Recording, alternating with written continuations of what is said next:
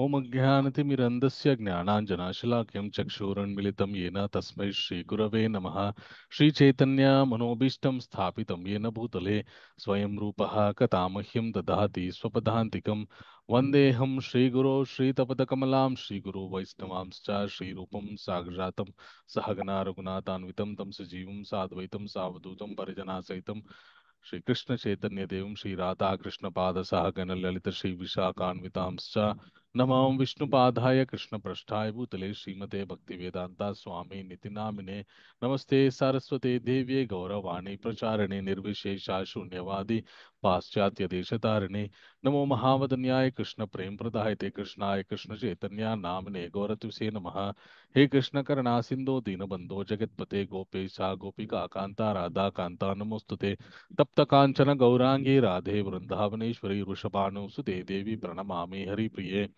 वाञ्छाकल्पतरोपयश्च कृपा सिन्धोभ्य एव च पतितानां पावनेभ्यो वैष्णवेभ्यो नमो नमः जय श्री कृष्ण चैतन्य प्रभु नित्यानंद श्री अद्वैत गदाधर श्रीवासादि गौरभक्तवृंद हरे कृष्णा कृष्ण कृष्णा हरे हरे हरे रामा राम राम हरे हरे जय जय श्री चैतन्य जय नित्यानंद जय द्वैत चंद्र जय गौर भक्त वृंदा ओम नमो भगवते वासुदेवाय ओम नमो भगवते वासुदेवाय ओम नमो भगवते वासुदेवाय नारायणं नमस्कृत्य नरं चैव नरोत्तमं देवीं सरस्वतीं व्यासं ततो जयमुदीरयेत् मूकं करोति वाचालं पंगुं लङ्घयते गिरिं यत्कृपातमहं वन्दे श्रीगुरुं दीनतारणं परमानन्दमाधवं श्रीचैतन्य ईश्वरम् హరే కృష్ణ అందరికీ స్వాగతం ఈ రోజు సెషన్ లోకి. ఓకే, ఒక్క నిమిషం.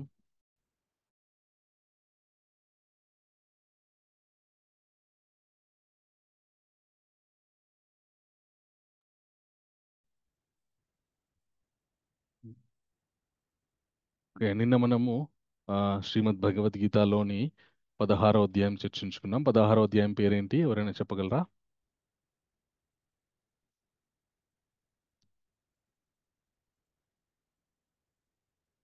హరే కృష్ణ.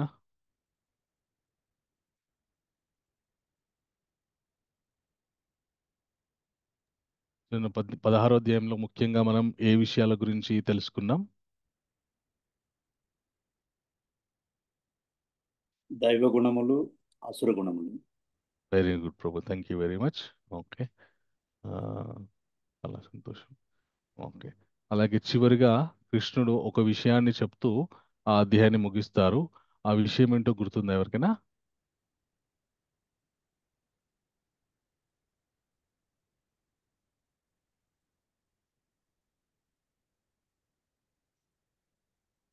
ఓకే, పర్లేదు.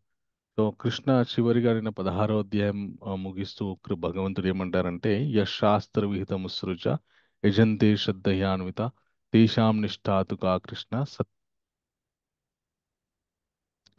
ఏ శాస్త్ర విహిత ముసృజ అని, ఎవరైతే శాస్త్రాలని పట్టుకోకుండా శాస్త్రానుసారంగా ఆ, జీవించరో ఆ, వాళ్ళు ఉత్తమ గతులు పొందరు, లేదంటే వాళ్ళు భక్తిలో ముందుకు వెళ్ళరు అని చెప్తారంట. అందుకే తస్మా శాస్త్రం ప్రమాణంతే కార్యాకారి వ్యవస్థతో జ్ఞాత్వా శాస్త్ర విధానోక్త. అందుకే శాస్త్రాన్ని పట్టుకొని శాస్త్ర ఆధారంగా మనము కర్మలు అనేటువంటివి చేయాలి. మన ఇష్టానుసారంగా చేస్తే అవి ఆ, అశాస్త్రీయమైనటువంటి కర్మలు అయిపోతాయి అన్నమాట. దానివల్ల మంచి ఫలితాలు రావు.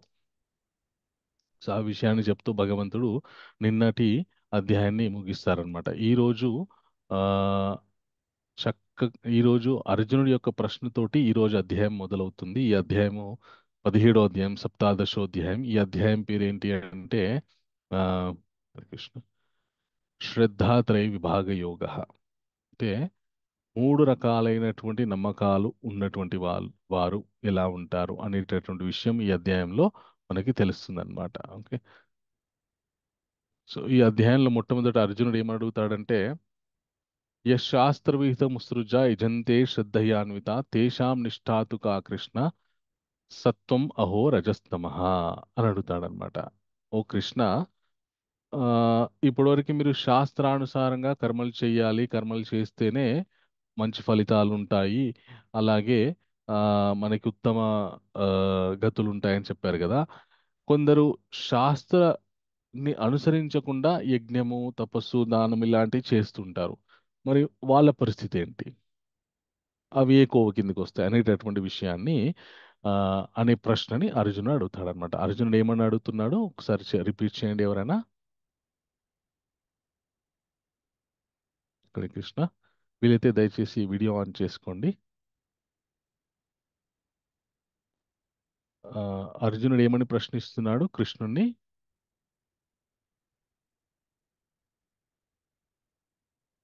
ఓకే. సో శాస్త్రాల్ని పాటించకుండా కర్మలు చేసే వాళ్ళు ఏ విధంగా ఎలా ఉంటుంది? యజ్ఞము, తపస్సు ఇవి కూడా శాస్త్రీయమైనటువంటి, కానీ అవి శాస్త్రానుసారంగా చెయ్యరు. అప్పుడు ఏంటి పరిస్థితి అనేటువంటి ప్రశ్న అర్జునుడు అడుగుతాడనమాట. ఓకే. సో యజ్ఞం చేస్తారు, తపస్సు చేస్తారు, దానాలు చేస్తుంటారు, కానీ శాస్త్రాల్ని పాటించరు. పాటించకుండా అవన్నీ చేస్తారు. అప్పుడు ఏంటి పరిస్థితి అనేటువంటిది అర్జునుడి ప్రశ్న. సో ఇప్పుడు చెప్పండి, అర్జునుడి ప్రశ్న ఏంటి? శాస్త్రాలని శాస్త్రాన్ని పాటించకుండా పాటించే వాళ్ళు ఏమవుతారు? Very good. శాస్త్రాల్ని పాటించకుండా యజ్ఞము, తపస్సు ఇలాంటివన్నీ చేస్తే వాళ్ళ పరిస్థితి ఏంటి, దాన్ని ఏమంటారు వాళ్ళ పరిస్థితి. అనేటటువంటిది అర్జునుడి యొక్క ప్రశ్న అన్నమాట. అప్పుడు భగవంతుడు ఈ అధ్యాయం ఆ ఆ ప్రశ్నకి జవాబిస్తూ ఈ 17వ అధ్యాయం మొదలు పెడతారనమాట. సో ఈ 17వ అధ్యాయంకి మనం ఇచ్చినటువంటి నామము ఫేస్, ముఖము. ఓకే. ఎఫ్ అంటే ఫెయిత్, నమ్మకం, విశ్వాసం. ఏ అంటే ఆస్టెరిటీస్, తపస్సులు. సి అంటే చారిటీ, దాన ధర్మము. ఎంజాయర్ ఆఫ్ ఎవ్రీథింగ్ అంటే ఎవరు పరమ భోక్త అనేటువంటి విషయాల్ని మనము ఈ అధ్యాయంలో మనం తెలుసుకోబోతున్నాం అన్నమాట. ఓకే. సో అర్జునుడి యొక్క ప్రశ్న యశాస్త్రవిధం. అర్జునుడు కృష్ణ శాస్త్ర గ్రంథములను ఆ, నియములను నియమములను పాటింపక తమ మానసిక కల్పనలను అనుసరించి శ్రద్ధతో పూజించు వారి స్థితి ఎట్టిది? వారి సాత్వికుల, రాజసుల లేక తామసుల? ఉం? ఇది అర్జునుడి యొక్క ప్రశ్న అన్నమాట. కృష్ణుడి సమాధానం. ఓకే. యశ్ ఆ, అప్పుడు కృష్ణ ఏం చెప్తారంటే, త్రివిధో భవతి శ్రద్ధ దేహి నాం స్వభావజ సాత్వికి రాజసి చైవ తామసి చేతి తాం శృణు. మూడు రకాలైనటువంటి శ్రద్ధ ఉంటుంది అర్జున. అది ఆ, సత్వ సాత్వికమైనటువంటి శ్రద్ధ, రాజసికమైనటువంటి శ్రద్ధ, తామసికమైనటువంటి శ్రద్ధ అనేటటువంటి కృష్ణుడు ఎవరైతే వేదాలను పాటించారో వారు ఈ సత్వ రజోగుణ తమోగుణ అయిన భౌతిక ప్రవృత్తుల్లోనే చిక్కుకొని పోతారు. ఈ నమ్మకం కూడా అలాగే ఉంటుందన్నమాట. ఓకే. సో ఆ, ఇది ఆ, ఒక విధంగా చెప్పాలి అంటే ఆ, ఎవరైతే ఆధ్యాత్మిక విషయాల గురించి తెలుసుకుంటారో వాళ్ళు ఒకరేమో కర్మ సిద్ధాంతాన్ని కేవలం కర్మలను చేస్తూ ఉత్తమ స్థితిలోకి వెళ్ళడానికి ప్రయత్నిస్తుంటారు. కొందరేమో కేవలం జ్ఞానాన్ని సముపార్జించి ఉత్తమ గతులు పొందడానికి ప్రయత్నిస్తుంటారు. కొందరేమో భక్తిని అవలంబిస్తూ ఉత్తమ స్థితికి వెళ్ళడానికి ప్రయత్నిస్తుంటారంట. సో కేవలం కామ్యకర్మలు చేసే వాళ్ళ యొక్క పరిస్థితి ఎలా ఉంటుంది అంటే ఆ అది రజోగుణంతో కూడుకున్నటువంటిది. కర్మ చేస్తారు కానీ ఏదో ఒక ప్రతిఫలం కోరి కర్మ చేయడం వల్ల అది కేవలం స్వర్గలోక ప్రాప్తి వరకే వెళ్ళి మళ్ళీ అక్కడ అది అయిపోయిన తర్వాత మళ్ళీ తిరిగి వస్తారన్నమాట. లైక్ జ్ఞానులు ఎలా ఉంటుంది అంటే ఆ చక్కగా జ్ఞానం తెలుసుకుంటారు, కానీ భగవంతుని యొక్క అవ్యక్తమైనటువంటి తేజస్సు, బ్రహ్మం, పరబ్రహ్మంలో సాయుధ్య ముక్తి పొందడానికి ప్రయత్నం చేస్తారనమాట. అలాగే భక్తుడు ఆ భక్తితో తన భక్తియుత జీవితాన్ని మొదలుపెట్టి భగవంతుని మీద ప్రేమ పంచుకుంటూ చివరికి భగవంతుణ్ణి పొందుతాడనమాట. ఓకే. సో ఇది ఆ మూడు రకాలైనటువంటి వాళ్ళు పొందేటటువంటి స్థితి. ఓకే. సో అయితే ఇక్కడ భగవంతుడు ఏం చెప్తున్నారంటే, శాస్త్ర విహితం ఘోరం తప్యంతే ఏ తపోజన దంబాహంకార సమాయుక్త కామరాగ లాన్విత. కొందరు శాస్త్రాన్ని అనుసరించకుండా ఘోరంగా ఆ ఈ తపస్సులు కానీ లేదంటే ఆ, కొన్ని ఘోరమైనటువంటి ఆచారాలు పాటిస్తారు. ఉదాహరణకి మీరు ఎప్పుడైనా చూసుంటే మనకి సమాజంలో కొందరు ఆ భగవంతునికి మేము ఒక ఉత్సవం చేస్తున్నామని చెప్పేసి చేసి తీవ్రమైనటువంటి మన చాలా చాలా ఉగ్రమైనటువంటి ఆ, విధంగా ఆ ఉత్సవం జరిపిస్తుంటారంట. ఉదాహరణకి మనం చూస్తూనే ఉంటాం. దేవుడని కొన్ని నవరాత్రులని జరుపుతారు. నవరాత్రులు అయిపోయిన తర్వాత భగవంతుని ఇంకా మద్యం సేవించి అలాగే ఆ ఇంకా వెర్రి డాన్సులు చేస్తూ భగవంతుని ఊరేగింపుగా తీసుకెళ్తారనమాట. అది శాస్త్రంలో ఎక్కడ లేదు అట్లా తీసుకెళ్లారని. అది అశాస్త్రీయం. అసలు భక్తి కిందికి రాదు. అలాగే కొందరు వేరే నమ్మకాల్లో ఉన్నటువంటి వాళ్ళు ఎలా అంటే భగవంతునికి ఊరేగింపు అని చెప్పి వాళ్ళని వాళ్ళు విపరీతంగా కొట్టుకుంటూ ఉంటారనమాట, రక్తాలు వచ్చేటట్టు. సో ఇది పెద్ద ఏదో గొప్ప భక్తి చేసినట్టు కాదు. అన్నీ కూడా ఇవన్నీ కూడా తమో గుణంతో చేసేటటువంటివి అనమాట. సో మనకి ఆల్రెడీ భగవంతుడు చెప్పాడు 14వ అధ్యాయంలో ఏమనంటే ఊర్ధ్వం గచ్చంతి సత్వస్థ మధ్యే తిష్టంతి రాజసి జగన్య గుణ వృత్తిస్థ అధో గచ్చంతి తామసి. ఎవరైతే సత్వగుణంలో ఉంటారో వాళ్ళు ఉత్తమ లోకాలు పొందుతారు. రజోగుణంలో ఉంటారో వాళ్ళు మళ్ళీ మళ్ళీ పుడుతూ ఉంటారు, మర్త్యలోకంలో పుడతారు. తమో గుణంలో ఎవరైతే ఉంటారో వాళ్ళు అధోగతి పాలవుతారని చెప్పేసి. సో అదే కంటిన్యూ అవుతుందన్నమాట. ఈ ఈ నేను భగవంతుని పేరు చెప్పుకొని తీవ్రంగా హింసించుకుంటూ హింసించుకుంటూ చేసేటటువంటి పూజలు కానీ ఆరాధనలు కానీ అలాగే ఆ, ఉత్సవాలు కానీ కూడా అవి మంచి ఫలితాలను ఇవ్వవు మనకి. భగవంతుని పేరు చెప్పి కొన్ని కొన్ని పండుగలు చేస్తారనమాట. చేసి ఏం చేస్తారంటే మంచి జంతువుల్ని తీసుకొచ్చి బలిస్తారు. సో అలాంటి ఆ బలి ఇవ్వమని చెప్పేసి ఎక్కడ చెప్పలేదు. కలియుగంలో బలి అనేటువంటిది నిషేధం అన్నమాట. అది దేవుడి పేరు చెప్పి బలి ఇవ్వడము ఆ, అది తగినటువంటి శాస్త్రీయమైనటువంటి పద్ధతి కాదు. అందుకే అది ద్వా సత్యయుగం, త్రేతాయుగం, ద్వాపరయుగం వరకు బలి అనేటువంటిది ఉండేది. ఎందుకు బలి అనేటువంటిది ఉండేది అంటే అప్పుడు ఆ ఆ యజ్ఞం చేసేటప్పుడు ఒక జంతువుని బలిచ్చేవారనమాట. ఎందుకు ఇచ్చేవారంటే అలా బలి ఇవ్వడం వల్ల ఆ ఆ జంతువుకి మళ్ళీ వచ్చే జన్మలో ఉత్తమమైనటువంటి జన్మ రావడానికి ఆ ఆ జంతువుని బలిచ్చి ఆ జంతువు గురించి వీళ్ళు ఆ, ఉత్తమ గతులు కోరుకునేవారనమాట. సో అంత నిష్ఠతోటి ఉండేవారన్నమాట. మళ్ళీ ఆ జంతువుకి తర్వాతి జన్మలో ఉత్తమ జన్మ వచ్చేది కూడా. సో అందు గురించని బలి ఇచ్చేవారనమాట. కానీ కలియుగంలో అంత నిష్ఠతోటి ఎవరు లేరు. అంత నిష్ఠగా మన గురించి మనమే ఉత్తమ లోకాలకు వెళ్ళాలనేటువంటి ఆలోచన ఉండదు. అలాంటిది ఇంకొక జీవి గురించి మనం ఏం కోరుకుంటామని చెప్పి కలియుగంలో ఈ బలి అనేటువంటిది నిషేధించారనమాట. దానికి ప్రత్యామ్నాయంగా ఏం చేశారంటే ఏదైనా యజ్ఞం జరిగినా ఏదైనా గొప్ప కార్యక్రమం జరిగినా అక్కడ కూష్మాండాన్ని బద్దలు కొడతారన్నమాట. గుమ్మడికాయని బద్దలు కొడతారు. గుమ్మడికాయని బద్దలు కొట్టడం అంటే బలితో సమానం అన్నమాట. సో ఇలాగా కొన్ని కొన్ని కలియుగంలో నిషేధించారు. అయినా కూడా మన వాళ్ళు పాటిస్తూ ఉంటారనమాట. సో దానివల్ల ఏం జరుగుతుందంటే అదంతా కూడా రజో తమో గుణాల కిందికి వచ్చి అవి సత్ఫలితాలను ఇవ్వవు. కొందరు కొందరు ఎలా ఉంటుందంటే ఆచారాలు మా తాత పాటించారు, మా ముత్తాత పాటించారు కాబట్టి పరంపరాగతంగా అదే పాటిస్తున్నాం మేమని చెప్తారనమాట. అది తప్ప ఒప్ప, అది శాస్త్రీయమా పరిశీలన లేకుండా చూస్తారనమాట.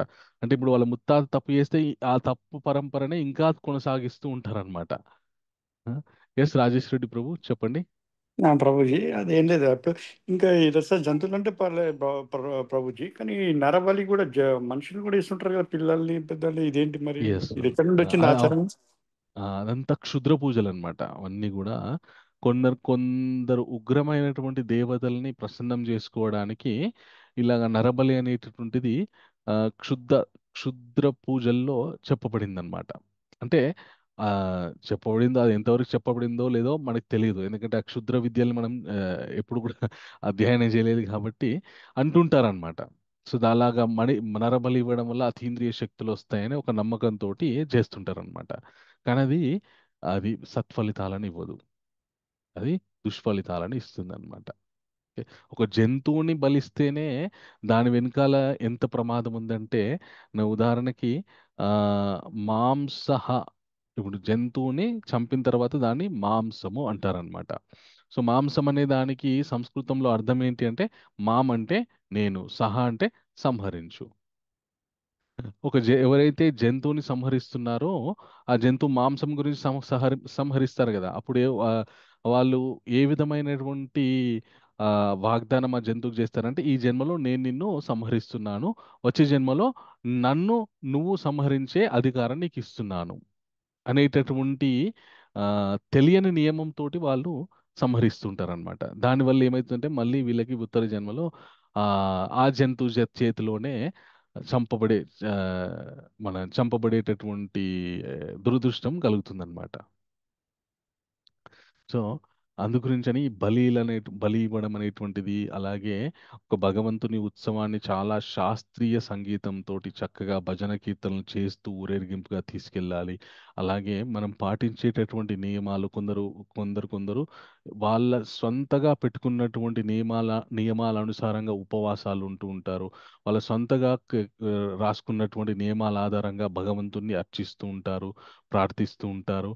దానివల్ల ఏం జరుగుతుంది అంటే, నేను అంత గొప్పగా పూజ చేసిన, అంత కష్టపడి భగవంతునికి పూజ చేసిన, కానీ నాకు జీవితంలో ఏం దక్కింది, ఏం దక్కలేదని భగవంతుని మీద నమ్మకమైపోతుంది. అసలు భగవంతుని ఏ విధంగా ఆరాధించాలి, ఈ ఆరాధనలు అనేటటువంటి ఎలా చేయాలి అనేటువంటి మనకి శాస్త్రాలు చక్కగా ఇచ్చారు. ఆ విధంగా చేస్తే ఫలితాలు వస్తాయని చెప్పారనమాట. ఆ విధంగా కాకుండా మన ఇష్టం వచ్చినట్టు చేసిన తర్వాత చేసి నాకు మంచి ఫలితం రాలేదంటే ఎందుకు వస్తుంది? ఉద్యోగానికి వెళ్ళి వాళ్ళు చెప్పినటువంటి జాబ్ డిస్క్రిప్షన్ ప్రకారం మనం జాబ్ చేస్తే మనకి శాలరీ ఇస్తారు. నా సొంత జాబ్ డిస్క్రిప్షన్ రాసేసి నేను అన్ని డిపార్ట్మెంట్లలో ఏలు పెట్టినా అనుకోండి, నేను అన్నిట్లలో ఏలు పెట్టిన, అన్ని డిపార్ట్మెంట్ వాళ్ళకి హెల్ప్ చేసిన అంటే ఎవడు చేయమన్నా నిన్ను? అవసరం లేదు. నీ పనేంటో నువ్వు చెయ్యి. ఎలా చేయాలో మేము మీకు చెప్పాము. ఆ విధంగా చెయ్యి. చేస్తే నీకు శాలరీ ఇస్తాం. నువ్వు నీ ఇష్టం వచ్చినట్టు చేస్తే శాలరీ ఎందుకు ఇస్తాం మీకు అని తన్ని తరిమేస్తారు. అదేవిధంగా ఈ మానవుడిగా మనుషుడిగా పుట్టినప్పుడు శాస్త్ర ధ్యానం చేయాలి ఎంతో కొంత. ఆ ధ్యానం చేసే వీలు లేకపోతే వినాలి. వినే వీలు లేకపోతే అట్లీస్ట్ నాకు కూడా వినే అవకాశం రావాలి అనే సంకల్పం అన్న ఉండాలి. దానివల్ల ఎప్పుడో ఒకప్పుడు శాస్త్రం వినేటటువంటి అవకాశం దొరుకుతుంది. విన్నప్పుడు మనము ఏ విధంగా ప్రవర్తించాలనేటువంటి విషయాలు తెలుస్తాయన్నమాట. తెలిసినప్పుడు ఆ విధంగా పాటిస్తే అప్పుడు అవి సాత్వికమైనటువంటి శాస్త్రానుసారంగా చేస్తేనే శాస్త్రీయమైనటువంటిది మంచి ఫలితాలు వస్తాయి. అలా కాకుండా మనం ఏదైనా అది ఏదైనా కావచ్చు, అది ఏ వ్రతం కావచ్చు, నోము కావచ్చు, ఈ విధంగా శాస్త్రంలో చేయమని చెప్పారా తెలుసుకొని చేయడం వల్ల ఉత్తమ ఫలితం వస్తుంది. ఇప్పుడు కొందరు ఆ, చాలా మంది యూట్యూబ్లో అక్కడిక్కడ ఎన్నో చెప్తున్నారు. వాటిలో ఎంతవరకు ప్రామాణికము, అవి ఎక్కడ ఏ గ్రంథంలో ఆ, చెప్పారు అనేటటువంటి విషయాన్ని చెప్పకుండా ఇలా చేయండి, ఇన్ని రోజులు ఇది ఇలా చేయండి, అలా చేయండి అని చెప్తున్నారనమాట. దానివల్ల చేసి ఆ ఫలితం రాకపోతే మళ్ళీ నమ్మకమే పోతుంది.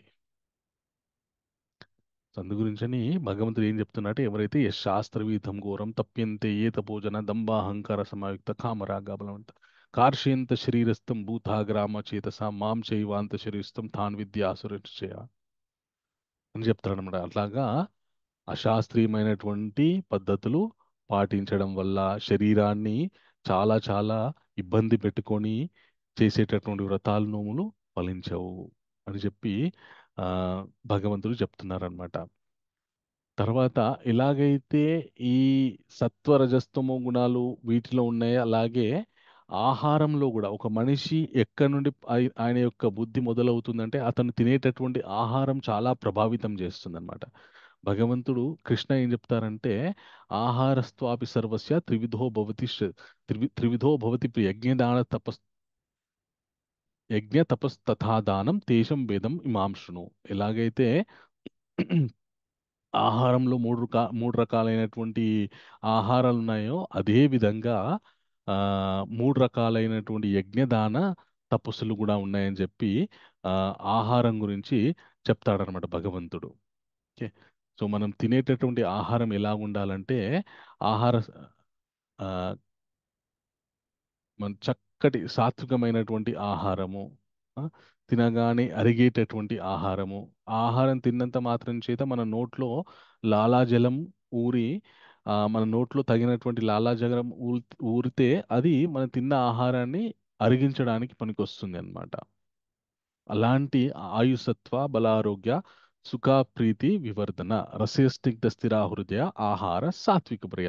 ఏ ఆహారం తిన్నంత మాత్రం చేత మన యొక్క ఆయుష్, అలాగే మనకి లోపల సాత్విక గుణం ఆ, ఆ, పెంపొందుతుందో అలాంటి ఆహారం తింటే అది మనని సత్వగుణం వైపు నడిపిస్తుంది. ఉదాహరణకి పండ్లు, మంచి చక్కటి కూరగాయలు, పాలు, చక్కటి ఆవు నేతితో చేసినటువంటి పదార్థాలు, అలాగే ఏ పదార్థం తీసుకున్నా భగవంతుడికి నివేదించి తినడం అనేటువంటిది, ఇలాగా తింటే ఆ ఆహారం సాత్విక ఆహారం కిందకి వస్తుందన్నమాట. అలా కాకుండా కట్వాంలాలవన్యత్యుష్ణ తీక్ష్ణ రిక్ష ఉదాహరణ ఆహార రాజశ్రేష్ఠ అంటాడు అనమాట భగవంతుడు. మరీ పులిసిపోయినటువంటి పదార్థాలు, ఉమ్, తర్వాత చాలా చాలా ఘాటుగా ఉండేటటువంటి పదార్థాలు తిన్నంత మాత్రం చేత మన శరీరంలో ఆ, ఆ, మన తీవ్రమైనటువంటి ఆ, ఆ, మన ఆగ్రహాన్ని, కామాన్ని ప్రేరేపించేటటువంటి ఆహారాలు ఏవైతే ఉన్నాయో అవన్నీ కూడా రాజసిక పరమైనటువంటి ఆహారాలు. అలాగే యథాయమాం గతారసం పూతి పురుషితాం చేత్ ఆ, ఆహారస్త్వాపి తామసం. ఏదైతే ఆహారము కొద్దిగా పాడైపోయి ఉంటుందో, అలాగే ఆ, ఎంగిల్ చేసినటువంటి ఆహారము, ఆ, ఆ, అలాగే వండిన తర్వాత చాలా సేపటి తర్వాత తినేటటువంటి ఆహారం, ఇవన్నీ ఆహారాలు ఏవైతే ఉన్నాయో ఇవన్నీ కూడా తామసిక ఆ, తామసిక ఆహారం కిందికి వస్తాయన్నమాట. చక్కటి సాత్వికమైనటువంటి ఆహారం ఏది అంటే భగవంతుడికి నివేదించినటువంటి సాత్విక ఆహారం ఏదైతే ఉందో, చక్కటి పదార్థాలతో చేసినటువంటి ఆహారం ఏదైతే ఉందో అది సాత్వికమైనటువంటి ఆహారం. మనకి ఆయుర్వేదంలో ఏం చెప్తారంటే వండిన ఆహారం వండిన తర్వాత 3-4 గంటల్లోపు తినేసేయాలి. ఆ తర్వాత ఇంకా అది మెల్లమెల్లగా పాడవుతూ ఉంటుంది అని చెప్తారనమాట. సో అప్పుడే ఫ్రెష్గా వండినటువంటి ఆహారం, సాత్వికమైనటువంటి ఆహారం ఏదైతే ఉందో అది మన లోపల సాత్విక గుణాన్ని పెంపొందిస్తుంది. ఓకే. సో ఇప్పుడు ఆ, ఆహారం గురించి చెప్పారు. ఈ ఈ అధ్యాయంలో మనకి 3 రకాలైనటువంటి ఆహారం గురించి, 3 రకాలైనటువంటి యజ్ఞాల గురించి, 3 రకాలైనటువంటి తపస్సుల గురించి, 3 రకాలైనటువంటి దానాల గురించి భగవంతుడు వివరిస్తారనమాట. సో ఇప్పుడు యజ్ఞాలు, ఏ యజ్ఞం ఏ విధంగా చేస్తే అది సాత్విక గుణంలోకి వస్తుంది అనేటటువంటి విషయాన్ని భగవంతుడు ఏం చెప్తారనమాట. ఆ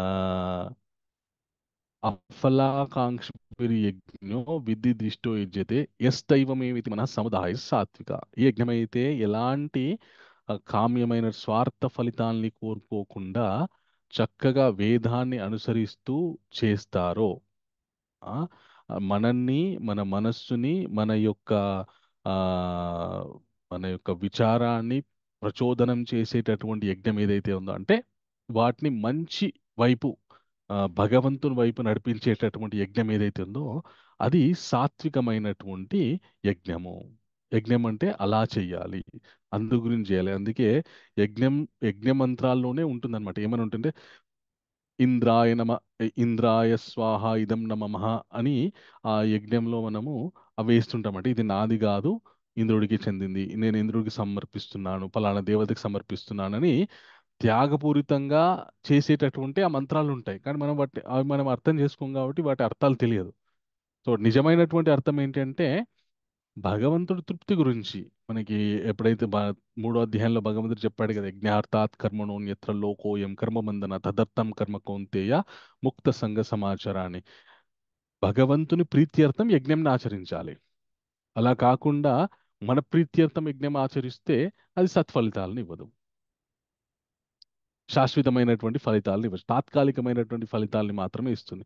కాబట్టి సాధ్యమైనంత వరకు యజ్ఞం ఎప్పుడు చేసినా కూడా ఆ సత్ఫలి భగవంతుని ప్రీత్యర్థం మాత్రమే యజ్ఞం చేయాలి.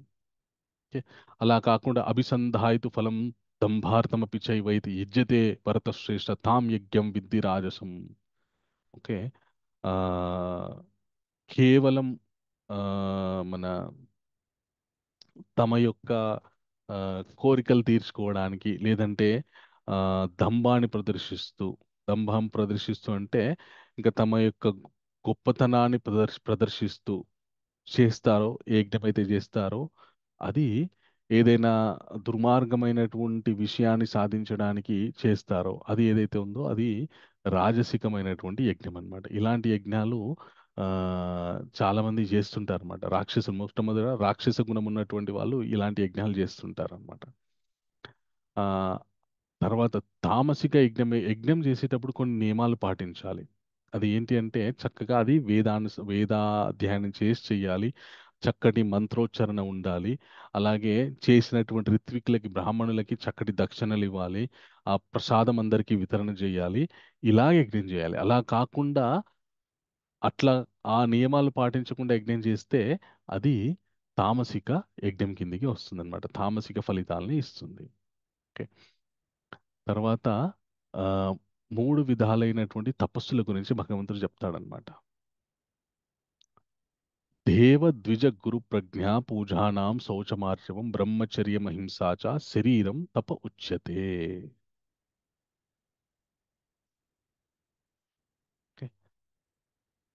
దేవతలని, బ్రాహ్మణులని, అలాగే పెద్దలని, గురువులని, వీళ్ళని గౌరవిస్తూ, ఓకే, ఆ, బ్రహ్మచర్యాన్ని పాటిస్తూ, హింస చేయకుండా ఉంటూ చేసేటటువంటి యజ్ఞం ఏదైతే ఉందో, చేసేటటువంటి తపస్సు ఏదైతే ఉందో, అది శరీరంతో చేసే తపస్సు. అంటే ఎవరైనా గనక పెద్దలని గౌరవిస్తూ, దేవతల్ని గౌరవిస్తూ, బ్రాహ్మణుల్ని గౌరవిస్తూ, తల్లిదండ్రులని గౌరవిస్తూ, బ్రహ్మచర్యం పాటిస్తూ ఉంటే అది శరీరంతో చేసేటటువంటి తపస్సు. ప్రత్యేకమైనటువంటి తపస్సు ఏం చెప్పట్లేదు ఇక్కడ భగవంతుడు. కేవలం మనం సామాన్యమైనటువంటి విషయమే మనం అందరం ఆచరిస్తూ ఉంటాం. కానీ కొన్ని కొన్నిసార్లు నిర్లక్ష్యం వల్ల ఇవి పెద్దల్ని గౌరవించకపోవడము, లేదంటే దేవతల మీద సరైనటువంటి గౌరవం లేకపోవడము, లేదంటే బ్రాహ్మణుల్ని చులకనగా చూడటము, ఆ, ఇట్లాంటివి చేయడం వల్ల ఏమవుతుందంటే మనము శరీరంతో చేసేటటువంటి తపస్సు చేయట్లేదు. దానివల్ల శరీరంతో చేసే తపస్సు చేయకుండా తపోభ్రష్టులం అయిపోతున్నాం అనమాట. ఇది ఎంత సింపుల్‌గా ఉంది. ఇది ప్రతి ఒక్కరూ చే చేసేటటువంటి తపస్సు. అంటే చేసే వీలున్నటువంటి తపస్సిది శరీరంతోటి.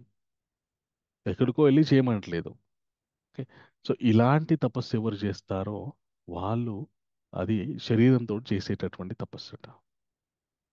తర్వాత వాక్కుతోటి చేసేటటువంటి తపస్సు గురించి చెప్తాడనమాట భగవంతుడు. అనుద్వేగకరం వాక్యం సత్యం ప్రియహితం చేత్ స్వాధ్యాయాభ్యాసనం చైవ వాన్మయం తపోచ్యతే.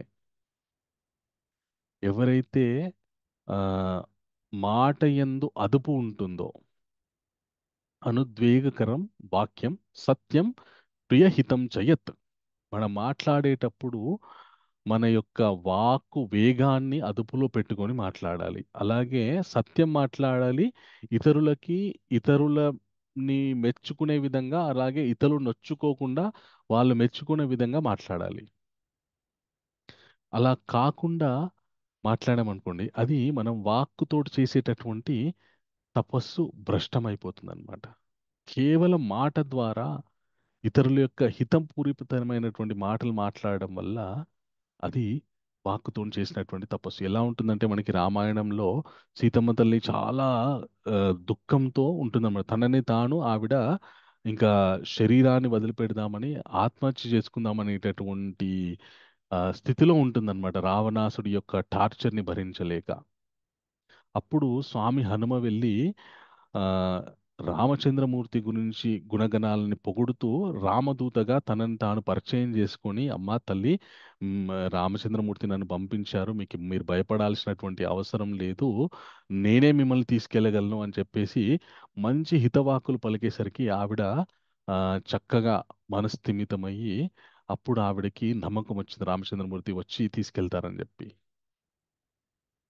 అలాగే అక్కడ కొందరు రాక్షసులు ఉంటారు. మన సీతమ్మ తల్లిని కాపలా గాయడానికి. ఆ తల్లి ఎంతో బాధపడుతుంటే ఒక త్రిజట అనే ఒక రాక్షసి వచ్చి తన కలలో ఆ, రావణ యుద్ధం జరిగింది, రావణాసురుడు చనిపోయాడు, మీ ఆయన వచ్చి నిన్ను తీసుకెళ్ళాడు అనేటటువంటి హితకరమైనటువంటి మాటలు మాట్లాడడం వల్ల ఆ సీతమ్మ తల్లి చాలా చాలా స్వస్థత చెందుతుందన్నమాట. భక్తి అంటే కేవలము మనము నామజపం చేస్తూ మంచిదే. భగవన్ నామజపం చేయడం, భగవంతుని ఆరాధించడము, వీటితో పాటు సైమల్టేనియస్గా చక్కటి గుణం కూడా ఉండాలి. ఆ వ్యక్తి ఆ, యొక్క మాట తీరు చాలా చాలా మృదువుగా ఉండాలి. లేకపోతే దానివల్ల ఏం జరుగుతుంది అంటే, మొట్టమొదట ఆ వ్యక్తికి సరైనటువంటి గౌరవం దొరకదు. అతను కూడా వాక్కుతో చేసేటటువంటి తపోభ్రష్టుడైపోతున్నాడు. అట్ ద సేమ్ టైం ఏం జరుగుతుందంటే, ఇతరులకు కూడా ఆ వ్యక్తి మీద సరైనటువంటి ఆ, మన గౌరవం ఉండదు. ఒకసారి శ్రీరంగంలో ఆ, శ్రీరంగం దేవాలయము కావేరి నది మధ్యలో ఉంటుందన్నమాట. ఒక ద్వీపం లాగా ఉంటుంది శ్రీరంగం. ఎంతమంది ఎప్పుడైనా వెళ్ళారా ఎవరైనా శ్రీరంగంకి? హరే కృష్ణ. చాలా సార్లు వెళ్ళాము. Very good. చాలా సార్లు ఇంకెవరైనా వెళ్ళాను. వెళ్ళారా? Okay, yes, very good. So Srirangam దేవాలయం ఒక ద్వీపంలో ఉంటుందన్నమాట. అంటే ఆ, అటు ఇటు కావేరీ నది మధ్యలో ఉంటుందన్నమాట. ఎలా ఉంటుందంటే, కావేరీ నది ఆ రంగనాథ స్వామి దేవాలయాన్ని ఆ, కౌగిలించుకున్నట్టు ఉంటుందన్నమాట. ఆవిడ ఇచ్చినటువంటి వరం. అక్కడ ఆ, ఒక తిరుప్పానర్ అని ఒక ఆయన ఉండేవారనమాట.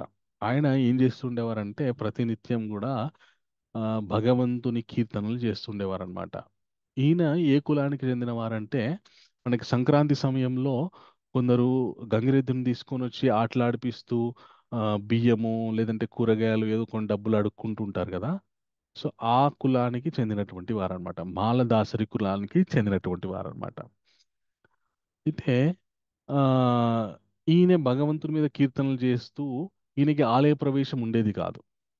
ఈయన తక్కువ కులానికి చెందినవాడని చెప్పి ఆ ఆలయంలోకి ప్రవేశించే ప్రవేశాన్ని ఆ, ఇప్పించేవారు కాదనమాట. అది శాస్త్రంలో ఎక్కడ లేదు. తక్కువ కులం వారికి ఆలయ ప్రవేశం లేదు అనేటువంటిది శాస్త్రంలో ఎక్కడ లేదు. కొంతకాల అది శాస్త్రాన్ని చక్కగా చదవక కొందరు అహంకారపూరితమైనటువంటి వాళ్ళు ఆ, కొందరికి ఆలయంలోకి వచ్చే అర్హత లేదనేటటువంటి లేని నియమాన్ని పెట్టారనమాట. ఒకవేళ ఆ నియమం అట్లాంటి కొందరికి అర్హత లేదంటే భగవంతుడు ఆ, ఎప్పుడో చెప్పేవాడు. మనకు భగవద్గీతలో భగవంతుడు ఏం చెప్పాడంటే, మాం హి పార్థ విపశ్య ఏపి సూయ పాపయోన్య స్త్రీయో వైశ్యస్తథా శూద్ర తేపి ఎంతి పరం గతిం అని చెప్పాడనమాట. అంటే నన్ను ఎవరైతే ఆశ్రయిస్తారో వాళ్ళు ఎవరైనా కానీ, స్త్రీలు కావచ్చు, మన తక్కువ జాతి వాళ్ళు కావచ్చు, వైశ్యులు కావచ్చు, పాపాత్ములు కావచ్చు, ఎవరైనా కూడా నన్ను ఆశ్రయించవచ్చు. ఆశ్రయిస్తే నేను వాళ్ళని ఉద్ధరిస్తానని భగవంతుడు చెప్తాడనమాట. కానీ ఆ భగవంతుడు చెప్పినటువంటి విషయాన్ని అతిక్రమించి కొందరు తమ యొక్క సమాజంలో తమని తాము గొప్పవారిగా ప్రకటించుకుంటూ ఆ, కొందరికి అర్హత లేకుండా లేని నియమాన్ని పెట్టారనమాట. సో ఈ తిరుప్పానార్కి కూడా అర్హత ఉండేది కాదనమాట లోపలికి ఆ రంగనాథ స్వామి దేవాలయానికి వెళ్ళడానికి. ఈయనే ఆ స్వామి దేవాలయానికి కొద్ది దూరంలో ఆ కావేరి నది ఒడ్డున కూర్చొని మట్టిలో కూర్చొని ఈయనే ఆ మన రంగనాథ స్వామి దేవాలయ గోపురాన్ని చూస్తూ ఈయన చక్కటి కీర్తనలు చేస్తుండేవాడు అనమాట. చేస్తూ ఉంటే ఓ రోజు అలా కీర్తన చేస్తూ చేస్తూ ఆ తన్మయంలోకి వెళ్ళిపోయాడనమాట. అయితే పొద్దున్నే కావేరీ జలాలు తీసుకొని వచ్చి రంగనాథ స్వామికి అభిషేకం చేస్తారు. ఈ బ్రాహ్మణులు కొందరు ఆ కావేరీ నదిలోకి వెళ్ళి కావేరీ జలాలను తీసుకొని వస్తున్నారనమాట. వస్తుంటే ఈయన అడ్డు ఉన్నాడనమాట. ఈయనని పక్క తప్పుకో అంటున్నా కూడా ఈయనకి వినపడట్లేదు. ఎందుకంటే ఈయన ఆ, పర భగవంతుని ధ్యానంలోకి వెళ్ళిపోయాడు ఆ కీర్తనలు చేస్తూ. మెల్లగా సైగలు చేస్తున్నారు, ఆయన కనపడట్లేదు. ఇట్లా కాదని చెప్పేసి అక్కడ ఉన్నటువంటి ఒక రాయి తీసి అతని నెత్తి మీద పాట్మని కొట్టారనమాట. కొట్టగానే అతని తల పగిలి రక్తం కారడం మొదలైంది. అప్పుడు ఆయన తేరుకున్నాడు. తేరుకొని, అయ్యో నన్ను క్షమించండి. తేరుకొని కూడా ఎవరు నన్ను కొట్టిందని అడగలేదు. అయ్యో నన్ను క్షమించండి, క్షమించండి, నన్ను మైమర్చిపోయాను, నన్ను క్షమించండి. ఆ, మీకు మీకు దారిలో ఒక అడ్డుగా వచ్చాను, నన్ను మన్నించండి, తక్కువ కులం వాడిని అని చెప్పేసి ఆయన పక్కకు తప్పుకుంటాడనమాట. తప్పుకోగానే వాళ్ళు ఎంత పౌరుషంగా మాట్లాడతారంటే, ఇంకా నీకు ఏం అర్హత ఉందని చెప్పేసి నువ్వు భగవంతుని కీర్తనలు చేస్తున్నావు, ఇక్కడ నిల్చున్నావు అని చాలా పౌరుషంగా మాట్లాడతారనమాట. ఎప్పుడైతే వీళ్ళు ఇంకా అలా అతన్ని అవమానించి అతన్ని కొట్టి ఆ, ఇంకా కావేరీ జలాలు తీసుకొని దేవాలయంలోకి వెళ్తారో, దేవాలయంలోకి వెళ్ళిన తర్వాత ఇంకెప్పుడైతే గర్భగుడి ఆ, ద్వారం తీసి భగవంతుని అభిషేకం చేద్దామని మున్ అభిషేకం చేద్దామని చెప్పి జలాలు ఇట్లా పోస్తుంటే హడలిపోతారనమాట బ్రాహ్మణులు, ఆ అర్చక స్వాములు. ఏమైపోతుందంటే భగవంతుని యొక్క తల నుండి రక్తం కారుతుందన్నమాట. హడలిపోతారు. ఏం జరిగింది, ఏం అపచారం జరిగింది మా వల్ల, స్వామి క్షమించండి అని ఆ, ఇంకా స్వామికి సాష్టాంగ నమస్కారాలు చేస్తూ భయపడిపోతూ ఉంటారనమాట. అప్పుడు ఆ, స్వామి పలుకుతారనమాట, తిరుప్పానారు నాకు అత్యంత ప్రీతికరమైనటువంటి భక్తుడు. మీకు ఎంత ధైర్యం ఉంటే అతన్ని మీరు ఆ, రాయితో అతని తల పగలగొడతారు. నాకు తిరుప్పానారుని మీరు ఆ, మీ శరీరం మీద ఎక్కించుకొని దేవాలయానికి తీసుకొని రండి, అప్పుడే నేను అభిషేకం చేయించుకుంటా అని చెప్తాడనమాట. అప్పుడు ఈ బ్రాహ్మణులందరూ వణికిపోతూ వెళ్ళి ఆ తిరుప్పానార్ దగ్గరికి వెళ్ళి, ఆయన వద్దన్నా కూడా ఆయనని భుజాల మీద ఎక్కించుకొని ఊరేగింపుగా దేవాలయంలోకి తీసుకొస్తారన్నమాట. తీసుకొచ్చి ఆయన చేత భగవంతునికి అభిషేకం చేస్తారు.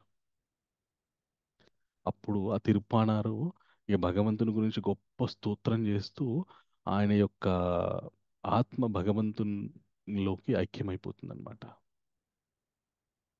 సో భగవంతునికి కావలసింది గొప్ప గొప్ప హంగు ఆర్భాటాలు కాదు. మనం ఏ గుణంతోటి, ఏ విధమైనటువంటి మృదుత్వంతోటి మన యొక్క భక్తియుత జీవితాన్ని గడుపుతున్నాము, మన మాట వల్ల ఇతరులు నొచ్చుకుంటున్నారా, లేదంటే వాళ్ళు ఆ, ఆ, చాలా ప్రీతికరం చెందుతున్నారా అనేటువంటిది చాలా చాలా ముఖ్యమైనటువంటిది అన్నమాట. ఈ తిరుప్పానారు ఒకానొక గొప్ప ఆచార్యుడు అయిపోయారన్నమాట. ఆయనకి ఆల్వార్ అనే చెప్పి తిరుప్పానార్ ఆల్వార్ అని ఆయనకి బిరుదిచ్చేసేసి శ్రీ వైష్ణవ సాంప్రదాయంలో ఆయన 12 మంది ఆల్వార్లో ఆయన ఒక ప్రముఖమైనటువంటి ఆల్వార్ అన్నమాట. సో అది మాట ద్వారా ఒక మనిషిని ఆ విధంగా హింసించవచ్చు, అలాగే ఒక మనిషిని ఆ, చక్కగా ఉత్తేజపరచవచ్చు అన్నమాట. ఆ తర్వాత భగవంతుడు ఏం చెప్తాడంటే, మనఃప్రసాద సౌమ్యత్వం మౌనమాత్మ వినిగ్రహ భావ సంశుద్ధి ఏత తపో మానసముచ్యతే. ఎవరి మనస్సులో అయితే మాలిన్యాలు లేకుండా, ఇతరుల గురించి కుళ్ళు కుతంత్రాలు పెట్టుకోకుండా, నిర్మలమైనటువంటి మనస్సుతో ఇతరులని ఒక హితం కోరేటటువంటి విషయాలు మనస్సులో ఆలోచిస్తూ ఉంటారో, అది వాళ్ళు మనస్సుతో చేసేటటువంటి తపస్సు అని చెప్తాడనమాట భగవంతుడు. సో అలాగా మనము శరీరంతో చేసేటటువంటి తపస్సు ఏంటి? హరే కృష్ణ. పెద్దల్ని గౌరవిస్తూ ఓకే, వెరీ గుడ్. శాస్త్రంగా నడుచుకుంటూ ఓకే, చేయడం తప్ప. భగవాన్ నమస్కారం. నమస్కారం. Very good. ఓకే, భగవంతుని యందు గౌరవము, పెద్దల్ని గౌరవించడము, ఇది శరీరంతో చేసేటటువంటి తపస్సు. ఓకే, అలాగే బ్రహ్మచర్యం పాటిస్తూ, బ్రహ్మచర్యం అంటే బ్రహ్మచారులకు ఒక రకమైనటువంటి బ్రహ్మచర్యం, గృహస్థులకు ఒక రకమైనటువంటి బ్రహ్మచర్యం. సో ఏ ఆశ్రమంలో ఉన్న వారికి వాళ్ళు ఆయా ఆశ్రమం యొక్క నియమ నిబంధనలు పాటిస్తూ ఉంటే అది బ్రహ్మచర్యం అయిపోతుంది. ఆ తర్వాత వాక్కుతో చేసేటటువంటి తపస్సు ఏంటి? మాటతోటి. ఎవరిని హరే కృష్ణ ప్రభు ఎవరిని నొప్పించకుండా బాధ పెట్టకుండా పురుషోత్తం బ్రో చెప్పండి. ఎస్, ఎవరిని మాటలతో బాధించుకుని ఉండటం, వెరీ గుడ్. ఎస్, పరుషంగా మాట్లాడకుండా ఉండటం, ఎస్, ఇవన్నీ అది ఎస్ బ్రో, కరెక్ట్. అది మాటతో చేసేటటువంటి తపస్సు. ఒకవేళ దానికి విరుద్ధంగా ఉంటే అది రజో తమో గుణం కిందికి వస్తుంది అనమాట. ఆ తర్వాత మనసుతో చేసేటటువంటి తపస్సు ఏంటి? మంచి మంచి ఆలోచన ప్రభుజీ. Very good, very good. శుద్ధమైనటువంటి ఆలోచనలు, ఇది మనసులో ఉంచుకున్నంతసేపు అది సాత్వికమైనటువంటి మనస్సు అవుతుంది. మనసుతో చేసేటటువంటి తపస్సు అన్నమాట. ఆ తర్వాత ఆ ఇప్పుడు యజ్ఞము, తపస్సు, ఉమ్, ఆ తర్వాత మూడోది భగవంతుడు దానములు. ఆ దానముల గురించి చెప్పారు. అలాగే భగవంతుని యొక్క ఈ తపస్సు కిందకి ఇంకొకటి కూడా వస్తుందన్నమాట. ఏమని వస్తుందంటే, ఇదేమో మనం శరీరంతోటి, వాక్కుతోటి, అలాగే మనస్సుతోటి చేసేటటువంటి తపస్సుల గురించి చెప్పాడు. తర్వాత భగవంతుని ఏ విధంగా అర్చించడం, భగవంతుని అర్చించడంలో కూడా మూడు గుణాలైనటువంటి మన తపస్సు, భగవన్ నామస్మరణ, భగవంతుని గురించినటువంటి పూజలు చేస్తూ వీటిలో కూడా మళ్ళీ మూడు రకాలైనటువంటి విధి విధాన మూడు రకాలైనటువంటిగా విభజించబడ్డాయి అన్నమాట. ఓకే. ఆ ఎలాంటి ఆ, ఆ, శ్రద్ధాయ పరాయ తప్తం తపస్తప్తం త్రివిధం నరై అఫలాకాంక్ష విరుక్తి సాత్వికం పరిచక్షతే. సో సత్వగుణంలో జరిగేటటువంటి ఆరాధన ఎలా ఉంటుందంటే శ్రద్ధతోటి, అలా ఎలాంటి భౌతికమైనటువంటి వాంఛలు లేకుండా ఆ, కేవలం భగవంతుని పొందాలనేటటువంటి భావనతోటి భగవంతుని చేరుకోవాలనేటటువంటి భావనతో చేసేటటువంటి ఆరాధన ఏదైతుందో అది సత్వగుణంలో చేసేటటువంటి ఆరాధన. ఆ తర్వాత రజోగుణంలో చేసేటటువంటి ఆరాధన ఎలా ఉంటుందంటే సత్కార మాన పూజార్థం తపో దంభేన చేయవయత్ క్రియతే తదిహ ప్రోక్తాం రాజసం చలమద్రువాం. ఇతరుల ఇతరుల ద్వారా సత్కారాన్ని పొందడానికి, అబ్బాయిడండి చాలా గొప్ప భక్తుడండి, నిజంగా ఆయన ఇంత భక్తి ఎవరు చేయరండి అసలుకి, ఆయన కూర్చొని జపం చేశాడంటే ఇంకా అని ఇట్లాంటి పొగడ్తలు పొగిడించుకోవాలనే ఉద్దేశంతో కొందరు భక్తి చేస్తుంటారు అనమాట. లేకపోతే పెద్ద పూజ పెట్టేసి ఓ పెద్ద భగవంతుని ఆరాధన 24 మన ఆ, అహోరాత్రి ఆరాధన అని చెప్పేసి పెడతారనమాట. పెద్ద పెద్ద స్పీకర్లు పెట్టి వాళ్ళు పడుకోరు, ఇంకోళ్ళు పడుకోనియరనమాట. ఇవన్నీ ఏంటంటే ఇతరుల యొక్క అటెన్షన్ పొందడానికి, వాళ్ళు మమ్మల్ని అందరూ కూడా గొప్పగా అనుకోవి, నిజంగా వీళ్ళంత భక్తులు లేరు, వీళ్ళంత భక్తి ఎవరు చేయలేరు ఈ ప్రపంచంలో అని అనిపించుకోవడానికి చేసేటటువంటి ఆరాధన ఏదైతే ఉందో అది రజోగుణంతో కూడుకున్నటువంటి ఆరాధన. కొందరు గురుజీ కొందరు శివరాత్రికి గురుజీ సారీ ఫర్ డిస్టర్బెన్స్. అయితే పర్లేదు. శివరాత్రి సందర్భంలో ఇది ఎన్టీఆర్ స్టేడియంలో పెద్ద ఎత్తున చేస్తుంటారు చూడండి శివుడికి ఎస్ ఎస్ పూజలు కార్తీక మాసంలో. అయితే కొన్ని కొన్ని పండుగలకి మనకి జాగరణ ఉంది అన్నమాట.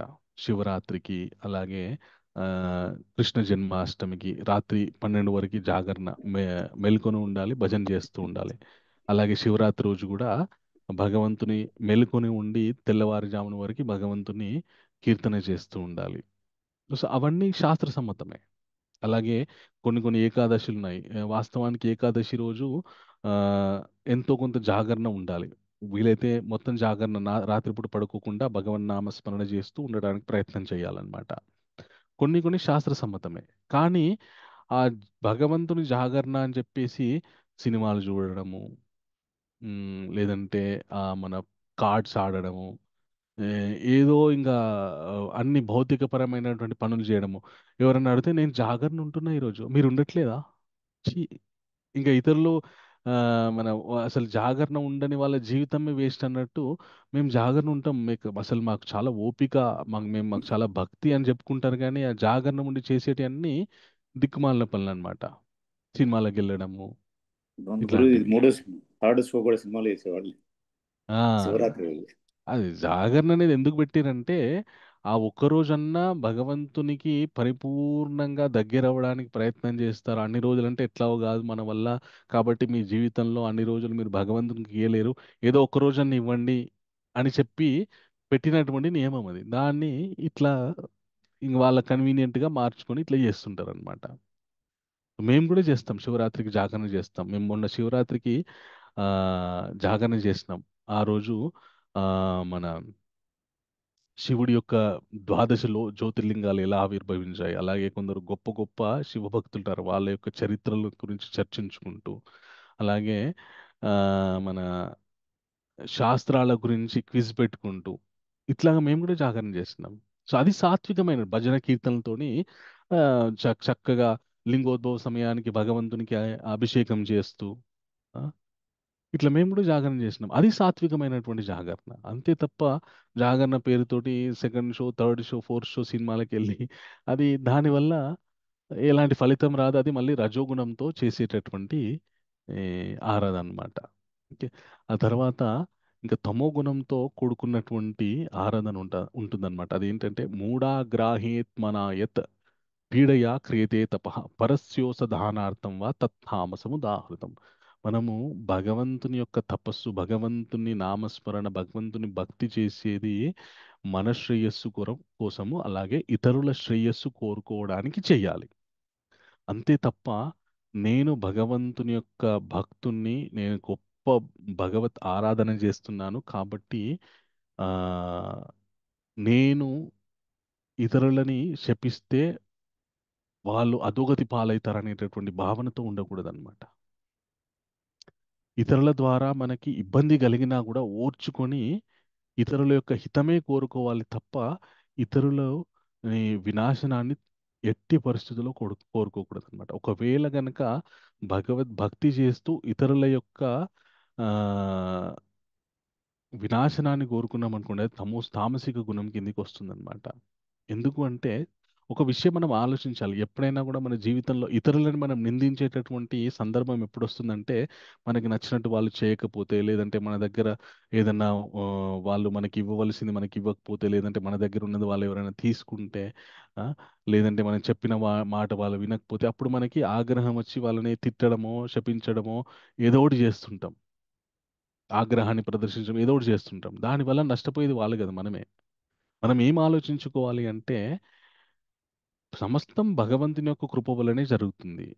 ఏదైనా రావడం, ఏదైనా ప్రాప్తించడం కానీ, ఏదైనా పోవడం కానీ భగవంతుని యొక్క కృప వల్లనే జరుగుతుంది.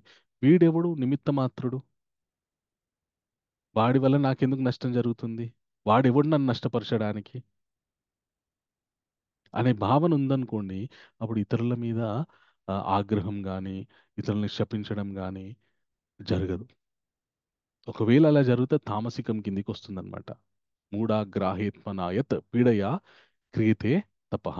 ఇతరుల యొక్క ఆ, చెడు కోరుకునేటటువంటి బుద్ధి ఏదైతే ఉందో అది ఆ, తామసిక గుణం కిందికి వస్తుంది. అసలు అందుకే జాగ్రత్తగా ఉండాలన్నమాట. మనకి ఎప్పుడైనా ఆగ్రహం వచ్చినప్పుడు ఇతరుల మీద కొద్దిగా పరిశీలన చేసుకోవాలి. ఆ ఆ కోపంలో మనం ఏదైనా ఒకటి మాట అనేసినాం అనుకోండి, మన తపస్సు భంగం అయిపోతుంది, మన తప్పు భ్రష్టం అయిపోతుంది అనమాట. అలా కాకుండా ఇప్పుడు ఇతరుల యొక్క హితాన్ని కోరుకునే విధంగా ఉండాలి మన యొక్క తపస్సులన్నీ కూడా. సో అది సాత్వికమైనటువంటి ఫలితాలను ఇస్తుంది. లేకపోతే రజోతమో గుణాల ఫలితాలు ఇస్తాయి, ఇచ్చి మనం అధోగతి పాలైపోతాం అనమాట.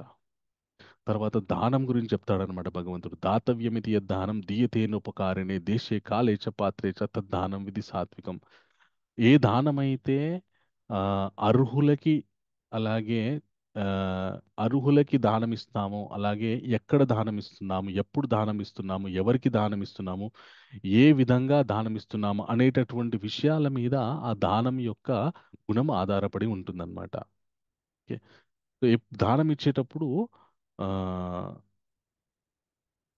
మనం ఎవరికైతే దానం ఇస్తున్నామో ఆ వ్యక్తికి అది ఉపయోగపడే విధంగా, అతని యొక్క ఆత్మోద్ధరణకి ఉపయోగపడే విధమైనటువంటి దానాన్ని ఇవ్వాలి మనం. అలాగే ఇచ్చేటప్పుడు ఎక్కడ పడితే అక్కడ మనం దానం ఇవ్వకుండా ఉండాలన్నమాట.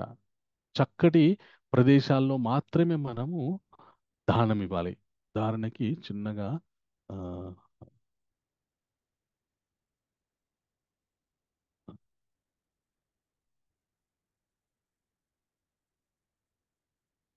ఇక్కడ 3 రకాలైనటువంటి దానాన్ని పిక్చరైజ్ చేస్తూ ఇక్కడ చిన్న ఇది ఉందన్నమాట. ఏదైతే దానము ఇలాగా చక్కటి పుణ్యక్షేత్రాల్లో, దేవాలయాల్లో, లేదంటే ఇతరుల యొక్క ఆ, మన హితాన్ని కోరి ఆ, దానం ఇస్తామో అది సాత్వికమైనటువంటి దానం. విధి నిర్వహణగా అంటే ఇతరుల యొక్క ఇతరులకి నేను ఏదో ఒక విధంగా ఉపయోగపడాలి అనేటటువంటి విధి నిర్వహణ పూర్వకంగా ప్రతి ప్రతిఫలాన్ని ఆశించకుండా చక్కటి సమయాన్ని చూసి, అలాగే సరైనటువంటి ప్రదేశాన్ని చూసి యోగ్యత గల వ్యక్తికి ఎప్పుడైతే దానం ఇస్తామో అది సాత్వికమైనటువంటి దానం అన్నమాట.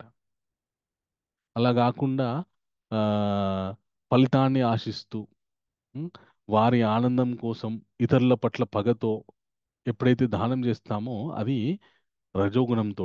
కొందరు ఈ మధ్య దానాలు చేస్తూ సెల్ఫీలు మనకి పిక్చర్లు చూపించినట్టు దానం దానం చేయాలని ఉండదు. ఇది నేను వాళ్ళకి ఇస్తూ సెల్ఫీ దిగి ఫేస్బుక్లో, లేదంటే ట్విట్టర్లో, యూట్యూబ్లో ఒక వీడియో పెడితే నాకు లైక్స్ వస్తాయి, షేర్స్ వస్తాయి, దానివల్ల డబ్బులు వస్తాయి, యూట్యూబ్లో నేను పాపులర్ అయిపోతాను, ఫాలోవర్స్ పెరుగుతారు అనే ఉద్దేశంతో దాన ధర్మాలు చేస్తుంటారు అనమాట. అవన్నీ రజోగుణానికి సంబంధించినటువంటి దానం.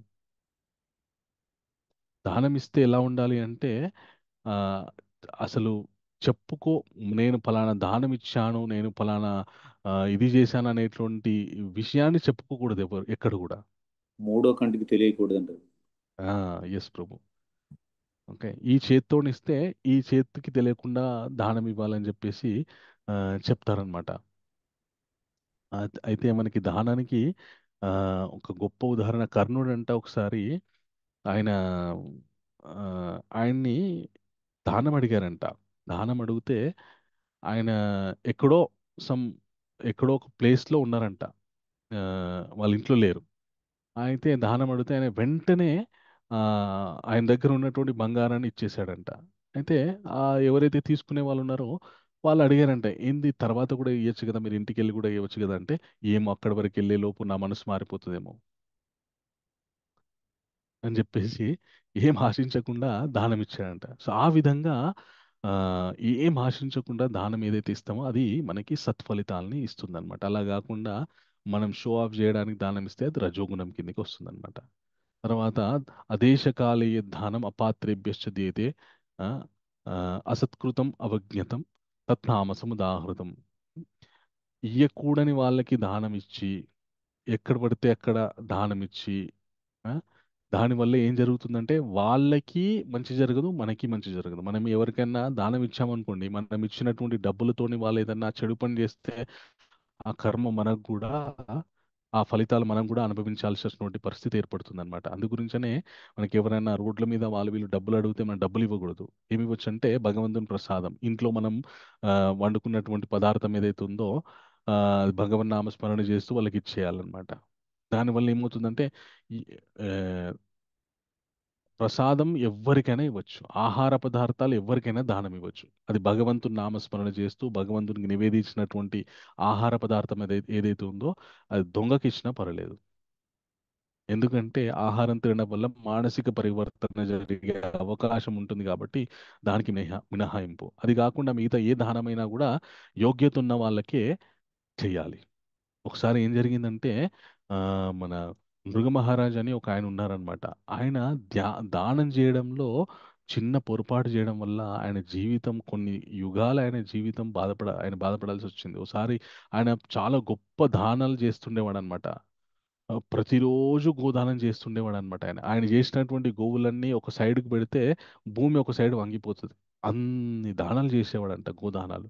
ఆయన ఒకసారి ఒక బ్రాహ్మణుడికి గోదానం ఇచ్చి తర్వాత ఆ, ఇచ్చిన తర్వాత ఆ బ్రాహ్మణుడు ఆ గోవుని తీసుకొని వెళ్ళిపోయాడు. వెళ్ళిపోయిన తర్వాత ఆ, ఒక 2 3 రోజులు అయిన తర్వాత ఆ బ్రాహ్మణుడి దగ్గర నుండి గోవు ఆ, మళ్ళీ ఈ రాజుగారి ఆవుల మందలోకి వచ్చి చేరిపోయింది. అది ఈయన గ్రహించలేదు. అదే ఆవుని ఈయన ఇంకో బ్రాహ్మణుడికి దానం ఇచ్చాడు.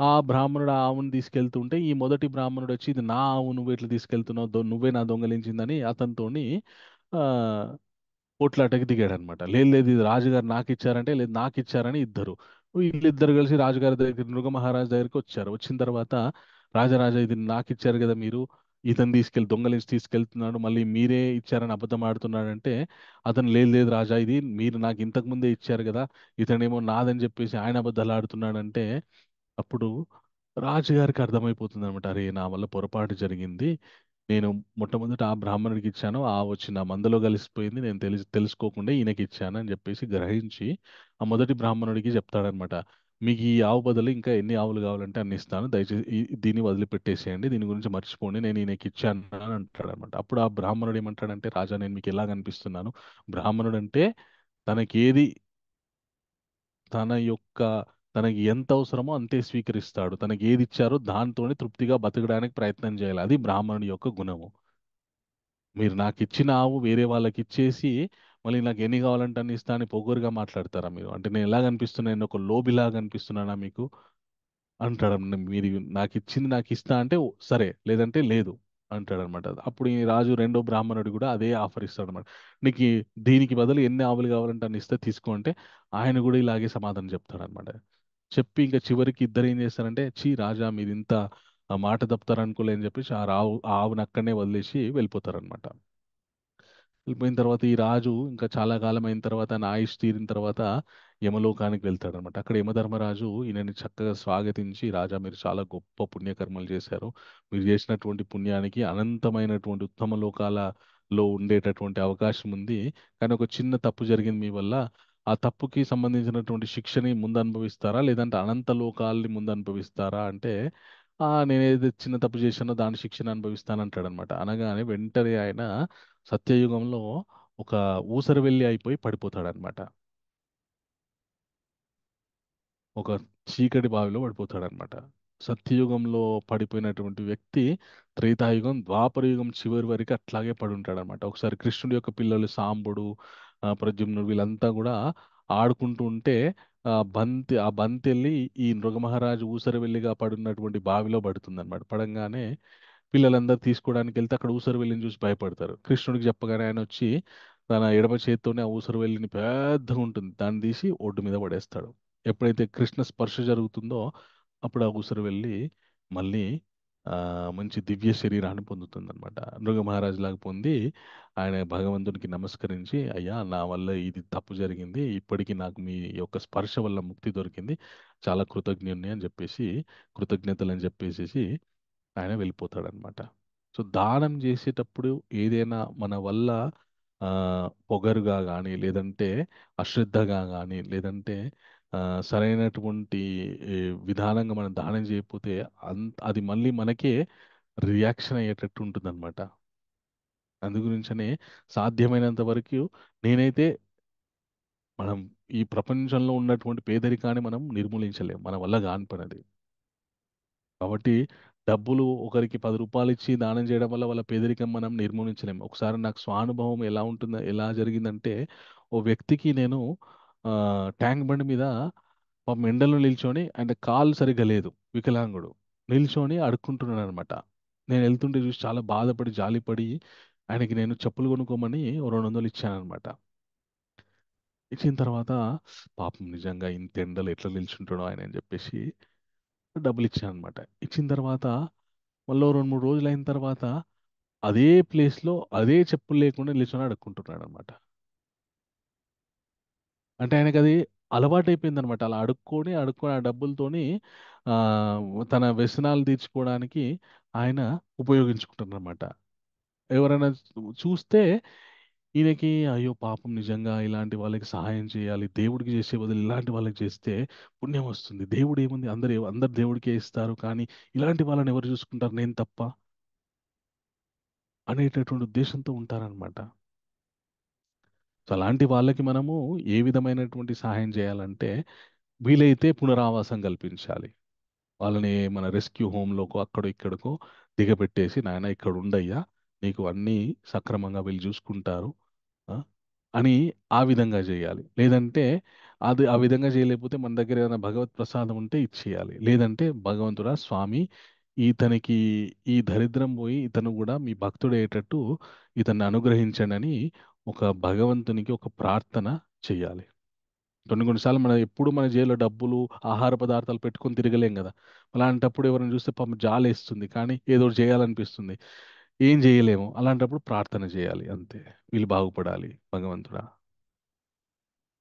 వాళ్ళు ఏ జన్మలో ఏ తప్పు చేశారో ఈ స్థితి అనుభవిస్తున్నారు. సో వాళ్ళు ఈ జన్మలోనైనా మళ్ళీ ఆహ్, ఈ వాళ్ళు ఉద్ధరింపబడాలి అనేటటువంటి ప్రార్థన చేస్తే చాలు. ఓకే. సో అట్లాగా దానం చేసే విషయంలో చాలా చాలా జాగ్రత్తగా దానం చేయాలన్నమాట. ఇప్పుడు భగవంతుడు ఏ ఒక చక్కటి సూచన కూడా ఇస్తాడనమాట ఏ విధంగా దానం చేయాలని చెప్పి. ఓం తత్సతితి నిర్దేశో బ్రాహ్మణస్త్రివిధ స్మృత బ్రాహ్మణస్తేన వేదైష యజ్ఞశ్చ విహిత పుర. ఓం తత్సత్ ఇది అనేటటువంటి ఆ, 3 అక్షరాలని పలుకుతూ ఎప్పుడైతే మనం కర్మలు చేస్తామో అవి ఉత్తమమైనటువంటి ఫలితాలు ఇస్తాయి మనకని చెప్తున్నాడు అనమాట. ఓం అంటే మనకి భగవంతుడు ఆ 7వ అధ్యాయం నుంచి చెప్తున్నారు మనకు భగవంతుడు. ప్రణవ సర్వ వేదేషు ఆ, ఓమిత్యేకాక్షరం అని ప్రణవ సర్వ వేదేషు అనేటటువంటి మాట 7వ అధ్యాయంలో చెప్పారు. వేదాల్లో ఉన్నటువంటి ప్రణవాన్ని నేను అని. అలాగే 8వ అధ్యాయంలో ఓమిత్యేకాక్షరం వ్యాహరన్ మామనుస్మరణ ఓంకారనాదాన్ని ఉచ్చరిస్తూ నన్ను చేరుకోవచ్చు. అలాగే 9వ అధ్యాయంలో ఆ, వేద్యాం పవిత్రమోంకార అని, అలాగే ఆ 10వ అధ్యాయంలో కూడా చెప్పారనమాట. సో ఓం అనేటువంటి బీజాక్షరం భగవంతుణ్ణి సూచిస్తుంది. సో ఆ భగవంతుణ్ణి చేరుకోవడానికి చేసేటటువంటి ప్రయత్నం, ఎందుకు ఆ భగవంతుని చేరుకోవడానికి నేను ప్రయత్నం చేస్తున్నానంటే అది మాత్రమే సత్యం, ఆ విషయం మాత్రమే సత్యం. సో ఆ సత్యమైనటువంటి విషయం భగవంతుని చేరుకోవడానికి చేసేటటువంటిది ఇది నా ప్రయత్నం అనే విధంగా మనము యజ్ఞ దాన తపకర్మలు అనేటువంటివి చేయాలన్నమాట. అప్పుడు అవి సత్ఫలితాలను ఇస్తాయి. అందుకే అలా కాకుండా అశ్రద్ధాయుత అశ్రద్ధాయుతం దత్తం తపస్తప్తం కృతం చేత్ అసదితి చ ఉచ్యతే పార్థ నచతత్ ప్రేత్యో నో ఇహ అని భగవంతుడు చెప్తాడనమాట. అలా కాకుండా ఆ చేస్తే చివరిగా ఈ అధ్యాయంలో ఏమని చెప్తారంటే ఆ, ఓ పార్త పరమ పురుషుని యందు శ్రద్ధ లేకుండా యజ్ఞము దానము లేదా తపస్సు రూపమున చేయబడినదేదైనను అశాశ్వతము, అది అసత్ ఎనబడును. అట్టి కర్మ ఈ జన్మమునందును మరణాంతరం నందు కూడా నిరుపయోగమే. సో ఇప్పుడు మనం చేసేటటువంటి ఆ, ఏదైనా కావచ్చు, తపస్సు, దానము, యజ్ఞము, ఇవన్నీ కూడా ఎందు గురించి చేయాలి? హరే కృష్ణ. భగవంతుడి కోసం. ఓకే. సో భగవంతుని పొందడం గురించి చెయ్యాలి అన్నమాట. ఓకే. అయితే ఓకే. సో ఎందుకండి మరి ప్రతిదానికి భగవంతుడినే పొందడానికి ఎందుకు అంటే, భగవంతుని గురించి కాకుండా మనం ఇంకా ఎవరి గురించి చేసినా కూడా దానివల్ల మనం మళ్ళీ బంధనాల్లోకి వెళ్ళిపోతాం అన్నమాట. సో భగవంతుని గురించి కాకుండా వేరే ఎవరి గురించి చేసినా, కుటుంబ సభ్యుల గురించి చేసినా కూడా మళ్ళీ మనం బంధనాల్లోకి వెళ్ళిపోతాం. అదొక మనకి బంధనం అయిపోతుంది అనమాట. భగవంతుని గురించి చేసినాం అనుకోండి, అప్పుడు ఏం జరుగుతుందంటే ఆ, ఇప్పుడు ఆ, ఉదాహరణకి మీ మీ ఇంట్లోకి మంచినీళ్ళు రావాలనుకోండి, మీ ఇంట్లోకి ఆర్ఓ ప్యూరిఫైడ్ వాటర్ రావాలనుకోండి, మనము మన ఓవర్ హెడ్ ట్యాంక్కి ఆర్ఓ ఫిట్ చేసినాం అనుకోండి, ఆ వాటర్ ప్యూరిఫై చేసి మీ ఇంటికే కాకుండా అందరికీ, మీ అపార్ట్మెంట్లో ఉన్న వాళ్ళందరికీ కూడా ఇస్తుంది. ఇలా నాకే కావాలంటే మన ఇంట్లో పెట్టుకోవచ్చు మనం.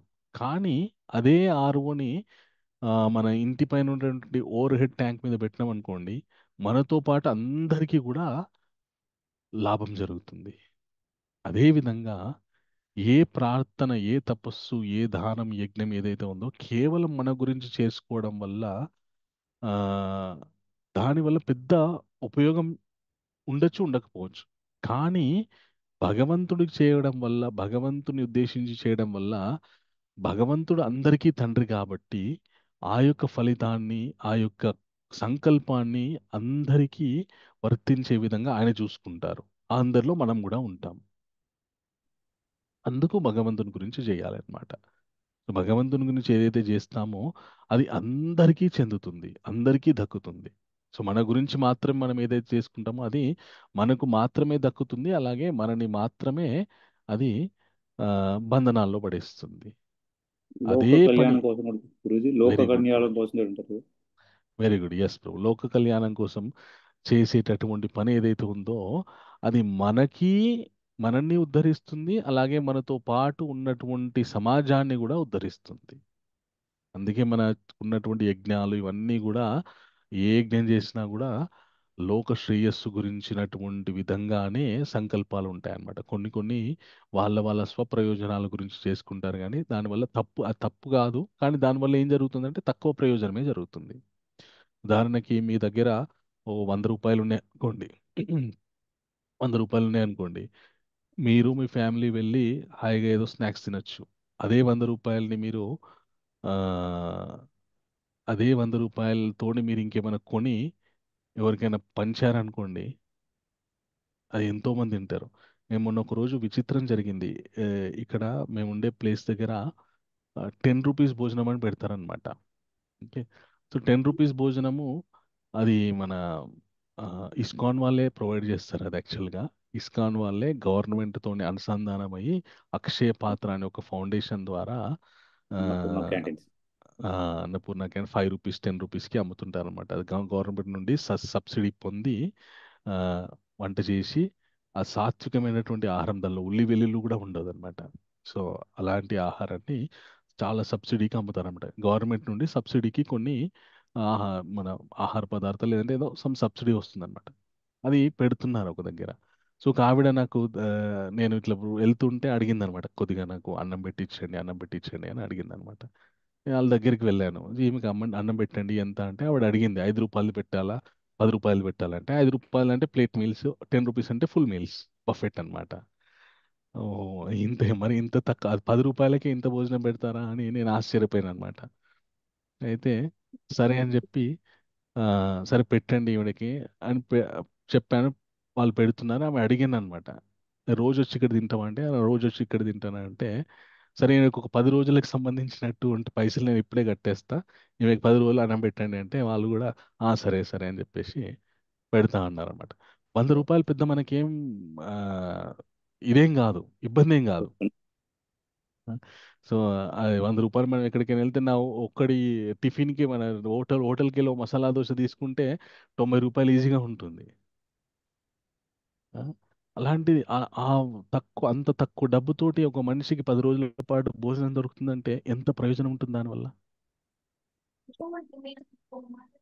ఆ, అట్లా మనం ఏదైనా చేస్తే ఆ, పరమార్థం గురించి చేసినప్పుడు ఏం జరుగుతుందంటే మనకు ప్రయోజనం కలుగుతుంది, అలాగే ఆ, సమాజానికి కూడా ప్రయోజనం కలుగుతుంది. అందు గురించని భగవంతుని సేవ చేయాలని చెప్పారనమాట. కానీ ఆ, చాలామంది ఎక్కువ ఫోకస్ మనుషుల సేవ చేయడానికే ఉపయోగిస్తారనమాట. మంచిదే, మంచిది కాదని కాదు కానీ, కానీ ఒక మనిషికి మనం ఏదైనా దానం ఇవ్వాలనుకున్నాం అనుకోండి, అత్యంత గొప్ప దానం జ్ఞానదానం.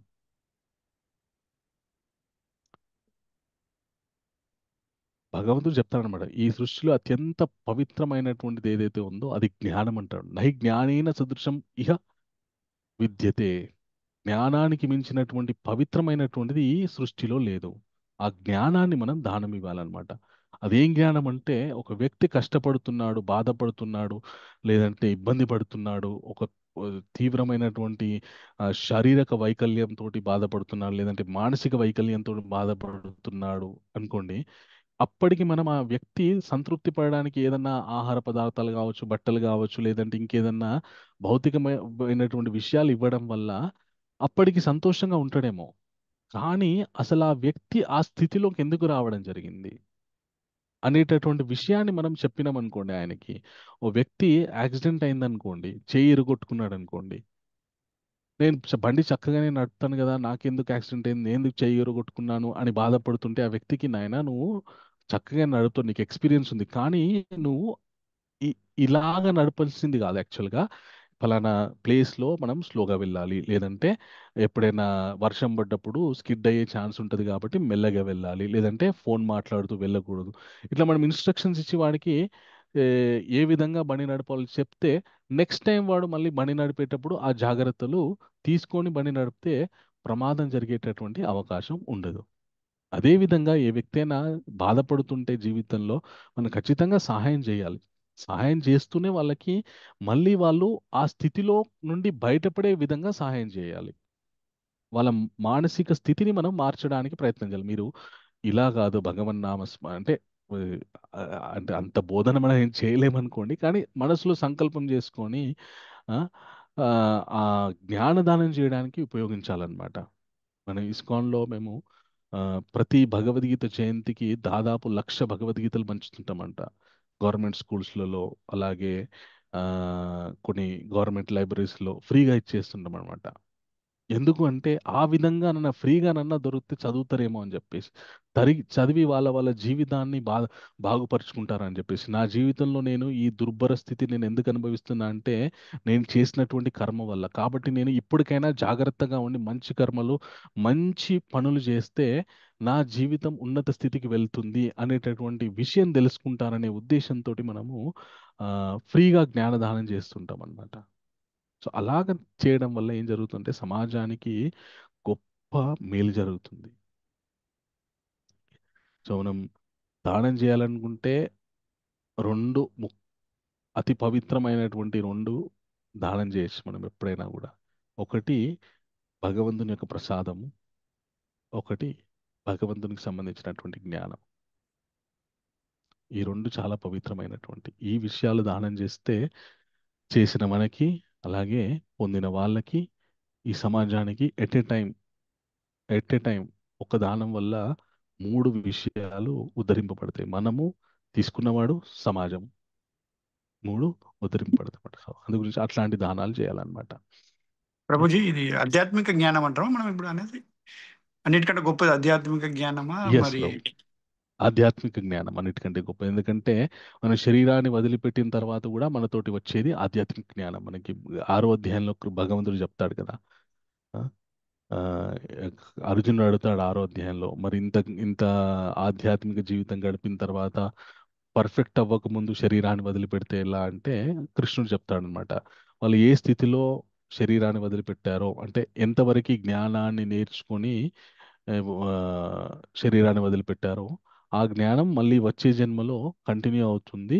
అలాగే వాళ్ళు ఆ జ్ఞాన సాధన భక్తి సాధన చేయడానికి చక్కటి ప్రదేశంలో పుట్టే విధంగా నేను చూసుకుంటానని భగవంతుడు చెప్తాడనమాట. అందుకు జ్ఞానదానం నహి జ్ఞానేన సదృశం ఇహ విద్యతే.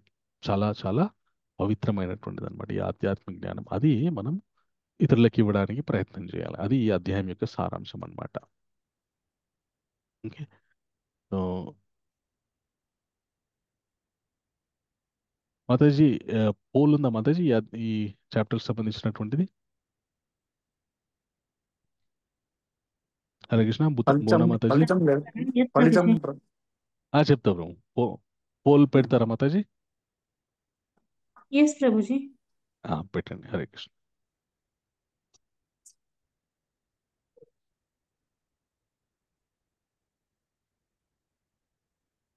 ఓకే, మొట్టమొదటి ప్రశ్న, సత్యగుణం వారు ఏ లక్ష్యంతో తపస్సు చేస్తారు? సత్వగుణం వారు ఏ లక్ష్యంతో తపస్సు చేస్తారు? లాభం కోసం, అలాగే కీర్తి కోసం, భగవంతుని నిష్కల్మషంగా అర్పణ చేయడం కోసం, ఇతరులని ప్రభావితం చేయడం కోసం.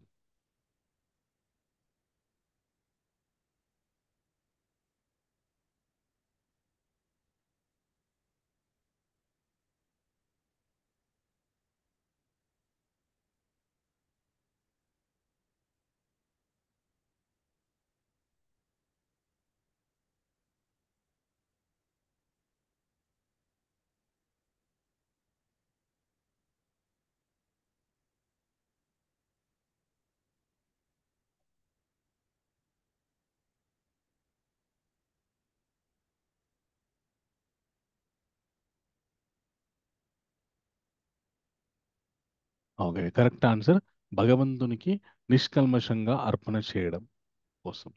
ఎస్.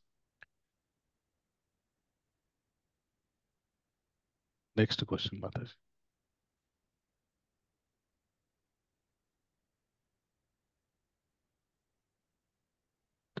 వాక్ తపస్సు మరియు మనస్సు తపస్సు యొక్క లక్షణం ఏమిటి? కోపంతో మాట్లాడడం, కోపము, అసూయ, ద్వేషము, వాగ్యుద్ధం చేయడం, ధ్యానం, గానం, వినోదం, మౌనంగా ఉండడం, చదవడం మరియు వ్రాయడం, ఆ, సత్వం, మధురం, హితమైన మాటలు, క్షమ, మౌనం, ఆత్మ, నియమం.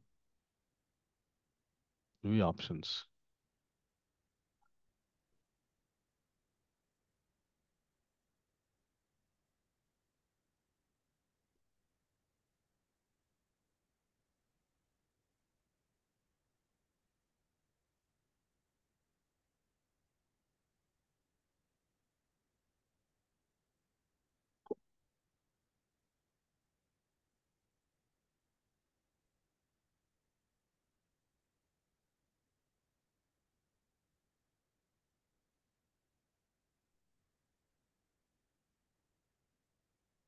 ఓకే, కరెక్ట్ ఆన్సర్ డిస్ప్లే చేయండి మాధవ్.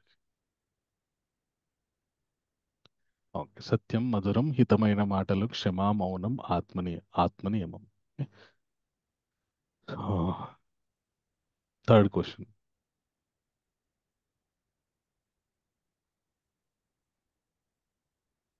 దానాన్ని ఎలా చేయాలి? అసహ్యం చేస్తూ, అలాగే ప్రతిఫలం ఆశిస్తూ, శ్రద్ధగా, యోగ్యత గల వారికి సమయాన్ని చూసుకొని.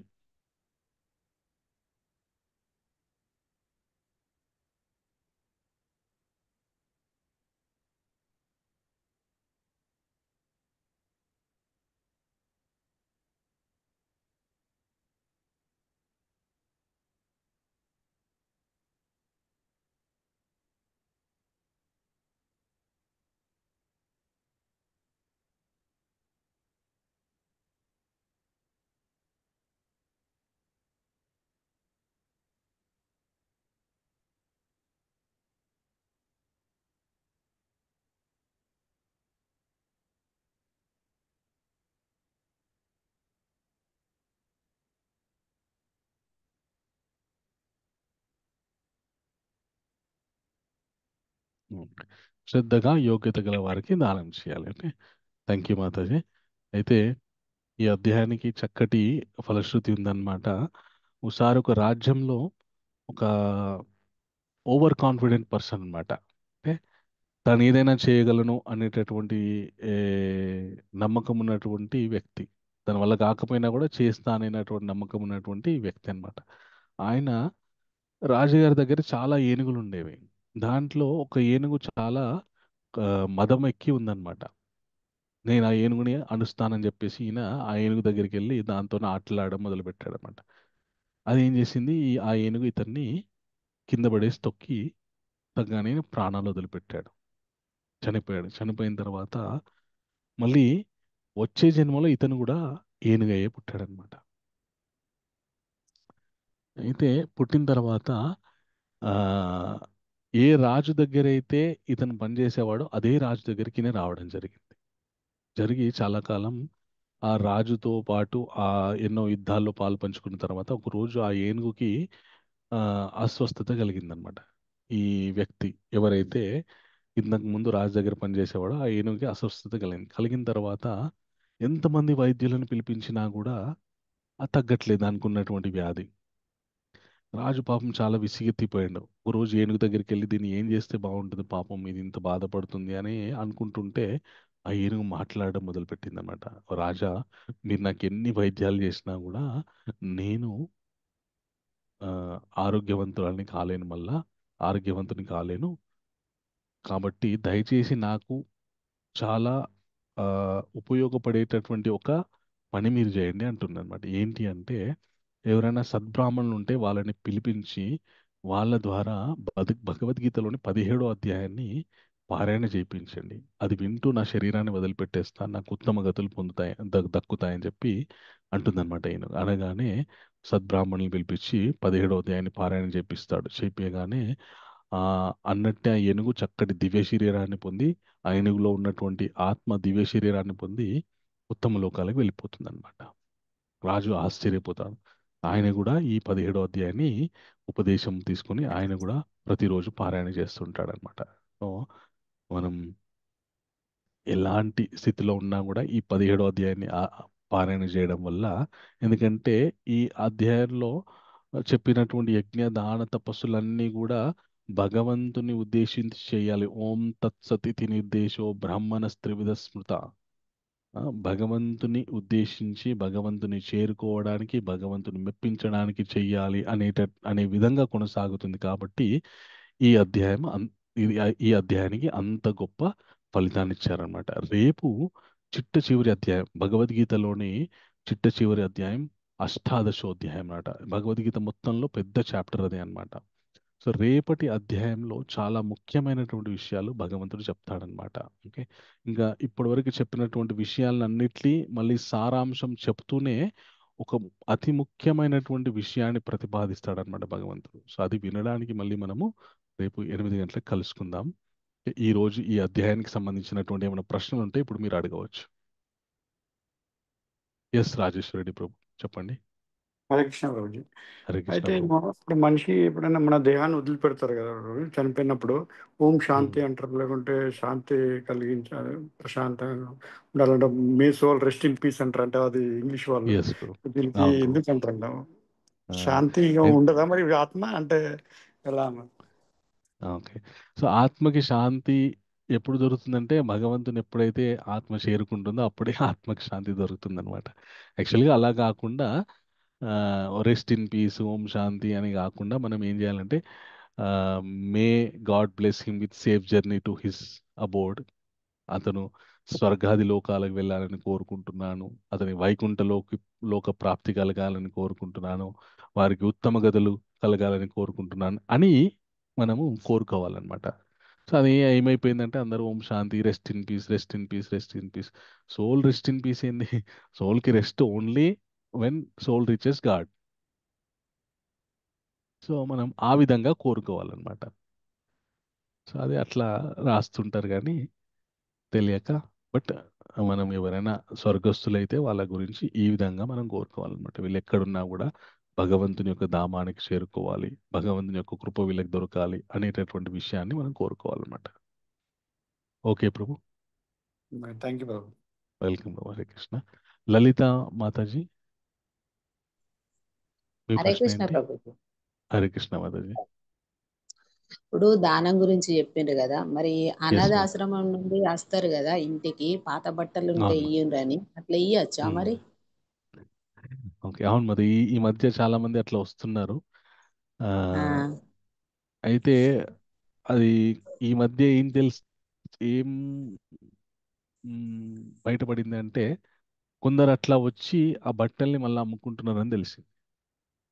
ఉమ్, కాబట్టి ఎవరైనా అనాథాశ్రమం గురించి అడుగుతున్నారంటే ఆశ్రమం ఉమ్, ఎక్కడుంది, అలాగే ఉమ్, ఆ ఆశ్రమంలో వాళ్ళు ఏం బోధిస్తున్నారు, ఎంతమంది పిల్లలు ఉన్నారు, వాళ్ళ పిల్లల్ని ఎలాగ చూసుకుంటున్నారు, వాళ్ళకి భగవంతుని గురించి ఏమైనా విశేషాలు చెప్తున్నారా లేదా అనేటటువంటి ఉమ్, విషయాలు మనం ఆరాధీసి దానం చేయాలి. ఓకే, అలా దానం ఉమ్, చేస్తే మనం ఇచ్చినటువంటి దానం వాళ్ళకి ఉపయోగపడుతుంది. అలా ఆ, మనం తెలుసుకోకుండా ఎంక్వైరీ చేయకుండా మనం దానం ఇచ్చినాం అనుకోండి, వాళ్ళు ఉమ్, వేరే విధంగా వాడుకుంటే మళ్ళీ దాని ఫలితం ఆ, చాలా ఇదిగా ఉంటుందన్నమాట. ఆ అలాగే పాత్ర కొన్ని అపాత్ర దానం అదనమాట. కొన్ని కొన్ని ఏ, రక్తదానం అని కూడా ఉంటుందన్నమాట. నేను ఆ, అప్పుడప్పుడు రక్తదానం చేస్తుండేవాడిని. కొంతకాలం తర్వాత ఏం జరిగి రెడ్ క్రాస్ అని ఇంకొక కొన్ని కొన్ని ఆ, ఉన్నాయి సంస్థలు, రక్తదానం స్వీకరించేటటువంటి ఉమ్, సంస్థలు, వాళ్ళకి చేస్తుండేవాడిని నేను. కొంతకాలం తర్వాత తెలిసిందంటే వాళ్ళు రక్తాన్ని ప్రిజర్వ్ చేసి చాలా కాలం వరకు ఆ రక్తం కనుక ఎవరు తీసుకోకపోతే పడేస్తారంట. అయ్యో. ఉమ్, ఆ విషయం తెలిసింది నాకు. అరే మనం ఇంత కష్టపడి ఇస్తే అది ఎవరు తీసుకోకపోతే, ఎందుకంటే ఆ, చాలా మంది చేస్తుంటారు కదా, చాలా మంది రక్తం వాళ్ళ దగ్గర ఉంటుంది కాబట్టి ఇస్తూ ఉంటారు, కొందరికి డబ్బులకి ఇస్తూ ఉంటారు, మెయింటెనెన్స్ చార్జెస్ చార్జ్ చేస్తూ ఉంటారు. అరే ఇట్లా ఉమ్, చేయకూడదని చెప్పేసి ఎవరైనా ఉమ్, హాస్పిటల్లో ఉండి ఆ, నాకు అవసరం ఉంది దయచేసి మాకు ఇవ్వండి అని ప్రత్యక్షంగా ఫోన్ చేస్తే నేను వెళ్ళి ఆ, సొంత ఖర్చులతో వెళ్ళి ఎంక్వైరీ చేసి మరీ ఇస్తాను అనమాట. వాళ్ళు ఉపయోగించుకుంటున్నారా లేదా అనేటువంటి విషయాన్ని తెలుసుకొని. అట్లా మనం ఏ దానం ఉమ్. చేసినా కూడా దాని గురించి తెలుసుకొని అది సక్రమంగా ఉపయోగిస్తున్నారా లేదా అని తెలుసుకొని చేస్తే అప్పుడు అది ఫలితాన్ని ఇస్తుంది, లేకపోతే మళ్ళీ అది ఫలితాన్ని ఇచ్చే అవకాశం ఉండదు అనమాట. కానీ దూరంగా ఉన్న అడ్రస్ తెచ్చి చూపెడతారు కదా ప్రభుజీ, దూరంగా ఉంటే పోలేని పరిస్థితి కదా. సో సాధ్యమైనంత వరకు మనము ఉమ్, అలాంటి వాటి జోలికి వెళ్ళకుండా, మనం ఇంటర్నెట్ ఉంది కదా ఉమ్, మనకి, పలానా చోట అది ఆశ్రమం ఉందా లేదా, వెబ్సైట్ ఉందా లేదా చెక్ చేసుకోవచ్చు మనం ఫోన్లోనే. చెక్ ఆ, చేసుకొని ఉంటే అట్లా కూడా చేసాం. సాధ్యమైనంత వరకు మనం అనాథ శరణాలయాలకి అన్నదానం చేస్తాం. మనం మన అన్నానికి డబ్బులు ఇస్తుంటాం, మనం ఉమ్, బియ్యానికో దానికో దీనికో. ఓకే. ఉమ్, ఇప్పుడు సరే. ఇస్కాన్ లాంటి సంస్థ ఉందనుకోండి, చాలా ఉమ్, మందికి ఉపయోగపడే విధంగా 5 రూపాయలకే మీరు చూసుకోండి, కేవలం 5 రూపాయలకే ఆ, అన్నము, సాంబారు, ఒక పప్పు, ఇట్లా ఓ 3 రకాల కూరలు అన్నంతో సహా మంచి కడుపు నిండా భోజనం పెడతారనమాట. ఇప్పుడు అది ఎవరైనా తినొచ్చు. కొన్నిసార్లు ₹5 లేకున్నా కూడా లేవంటే కూడా ఫ్రీగా పెట్టేస్తుంటారు అనమాట. ₹5 ఏదో నా మాత్రం అట్లా చార్జ్ చేస్తాను అనమాట. సో అట్లాంటి కార్యక్రమాలకి మనం సహకరించినప్పుడు మేము అన్నదానం చేస్తుంటాం. మొన్న రథయాత్ర జరిగింది. అప్పుడు దాదాపు ఒక 1000 మంది పైన 1000 మందికి దేవాలయంలో పెట్టడం జరిగింది. తర్వాత 4000 మందికి బయట ప్రసాదం వితరణ చేయడం జరిగింది. ఇది కేవలం మా ఇస్కాన్ నందనవనం ఉప్పుగూడలో చేసినాం మేము. అది ఓల్డ్ సిటీలో ఉంది, చిన్న టెంపుల్, ఇప్పుడిప్పుడే మొదలవుతుంది అనమాట. అదే అబిడ్స్ టెంపుల్ ఉంది, ఇస్కాన్ అబిడ్స్ టెంపుల్ ఉంది. దాదాపు 2 లక్షల మందికి ప్రసాద వితరణ చేస్తారు. అది ఎవరైనా కానీ అర్హత అనేటువంటిది ఏం లేదు, దానికి ఫ్రీగా పెట్టేస్తుంటారు. మొన్న రథయాత్ర జరిగింది, అప్పుడు దాదాపు 15,000 20,000 మందికి ఆ, ప్రసాదం ఇవ్వడం జరిగింది. ఎవరైనా వచ్చి తినొచ్చు దాన్ని, దాంట్లో అర్హత అదేం లేదు. సో అట్లాంటి కార్యక్రమాలకి మనము సహకరించడం అనుకోండి, అప్పుడు ఏం జరుగుతుందంటే ఆ, మన డబ్బు భగవంతుని సమక్షంలో ఇతరులకి ఉపయోగపడే విధంగా వినియోగించబడుతుంది అనమాట. దానివల్ల మనకి భగవంతుని కృప, అలాగే ఇతరులకి మనం మేలు చేసినటువంటి కృప రెండు కూడా మనకి లభిస్తాయి అన్నమాట. సో సాధ్యమైనంత వరకు అలా చేయడానికి ప్రయత్నం చేయాలి. Okay Mataji. Okay Mataji. Prabhuji. Okay, Hare Hare Krishna. Rajalakshmi Mataji, మీ ప్రశ్న ఏంటి? ఇప్పుడు దానాల గురించి అనాథాశ్రమాలకు చెప్పారు కదా. ఇప్పుడు ఎస్ మాతాజీ. బట్టలు అవన్నీ మనం ఇస్తే మన కర్మలు పుణ్యకర్మలు అవన్నీ వేసుకునే వాళ్ళకి వెళ్తాయి అంటారు. యాక్చువల్ గా అది అట్లా వెళ్ళేట్టయితే మనం ఆ దానం చేసేది కరెక్టా తప్ప? దాని తర్వాత ఇంకొకటి ఏమిటంటే, ఇప్పుడు మనం ఫంక్షన్స్ చేస్తుంటే చాలా ఫుడ్ మిగిలిపోతుంది. అప్పుడు కూడా మనం ఎస్ వెళ్ళి ఆ ఆశ్రమాలకు అవన్నీ వెళ్ళి తర్వాత పంచుతాము. అది ఎంత లేటో ఎంత ఎర్లీనో మనం చెప్పలేము. మోస్ట్లీ లేటే అవును అవుతుంది. 9, 10, అవును 11 కూడా అవుతుంది. ఎస్. దానివల్ల మనం వాళ్ళకి ఆ, చెడు చేసిన వాళ్ళం అవుతామా ఎట్లా అది అనేది? ఓకే. సో ఎప్పుడైనా కూడా ఒక విషయం మనము గుర్తుంచుకోవాల్సింది ఏంటి అంటే, మన దగ్గర నుండి మనం ఎవరికైనా ఇస్తున్నాము అంటే మనకు మనం అనుభవించాల్సినటువంటి ఏదైతే చెడు ఫలితం ఉందో అది తగ్గే అవకాశం ఉంటుందన్నమాట. ఓకే. సో అది మీరు ఎవరికైనా ఇవ్వండి. సో ఆ, అయితే ఇచ్చేటప్పుడు మనం ఎవరికైతే ఇస్తుంటామో ఇచ్చేటప్పుడు దాన్ని అది మంచి కండిషన్లో ఉందా లేదా చూసుకొని ఇవ్వాలి. ఇప్పుడు నేను కూడా బట్టలు దానం అంటే ఇట్లాగే పాత బట్టలు ఇంతకుముందు ఇచ్చేవాడిని అనమాట. ఇచ్చే ముందు వాటిని చక్కగా శుభ్రంగా ఉతికి మంచిగా మడత పెట్టి ఎక్కడ చినిగినట్టు లేకుండా ఉండేటువంటి వాటిని నేను ఇచ్చేవాడిని అనమాట. దానివల్ల వాళ్ళు తీసుకున్న వాళ్ళు కూడా ఉపయోగించుకునే విధంగా ఉంటుంది. సో ఆ విధంగా మనము మంచి కండిషన్లో ఉండేటటువంటి, అది బట్టలు కావచ్చు, ఆహార పదార్థాలు కావచ్చు, మనం ఫంక్షన్స్లో మిగిలిపోయిన అన్నం ఏదైతే ఉందో మంచిదే, మనం పడేసే బదులు వేరే వాళ్ళకి పెట్టడం మంచిదే కదా. ఆ, దానివల్ల మనకి గొప్ప పుణ్యం రావాలని మనం ఏమనుకోం. అరే, ఎందుకు ఇంత వేస్ట్ చేయడము, ఎవరు ఇస్తే వాళ్ళనే తింటారనే సదుద్దేశంతో మనం ఇతరులకు ఇస్తున్నాం అనమాట.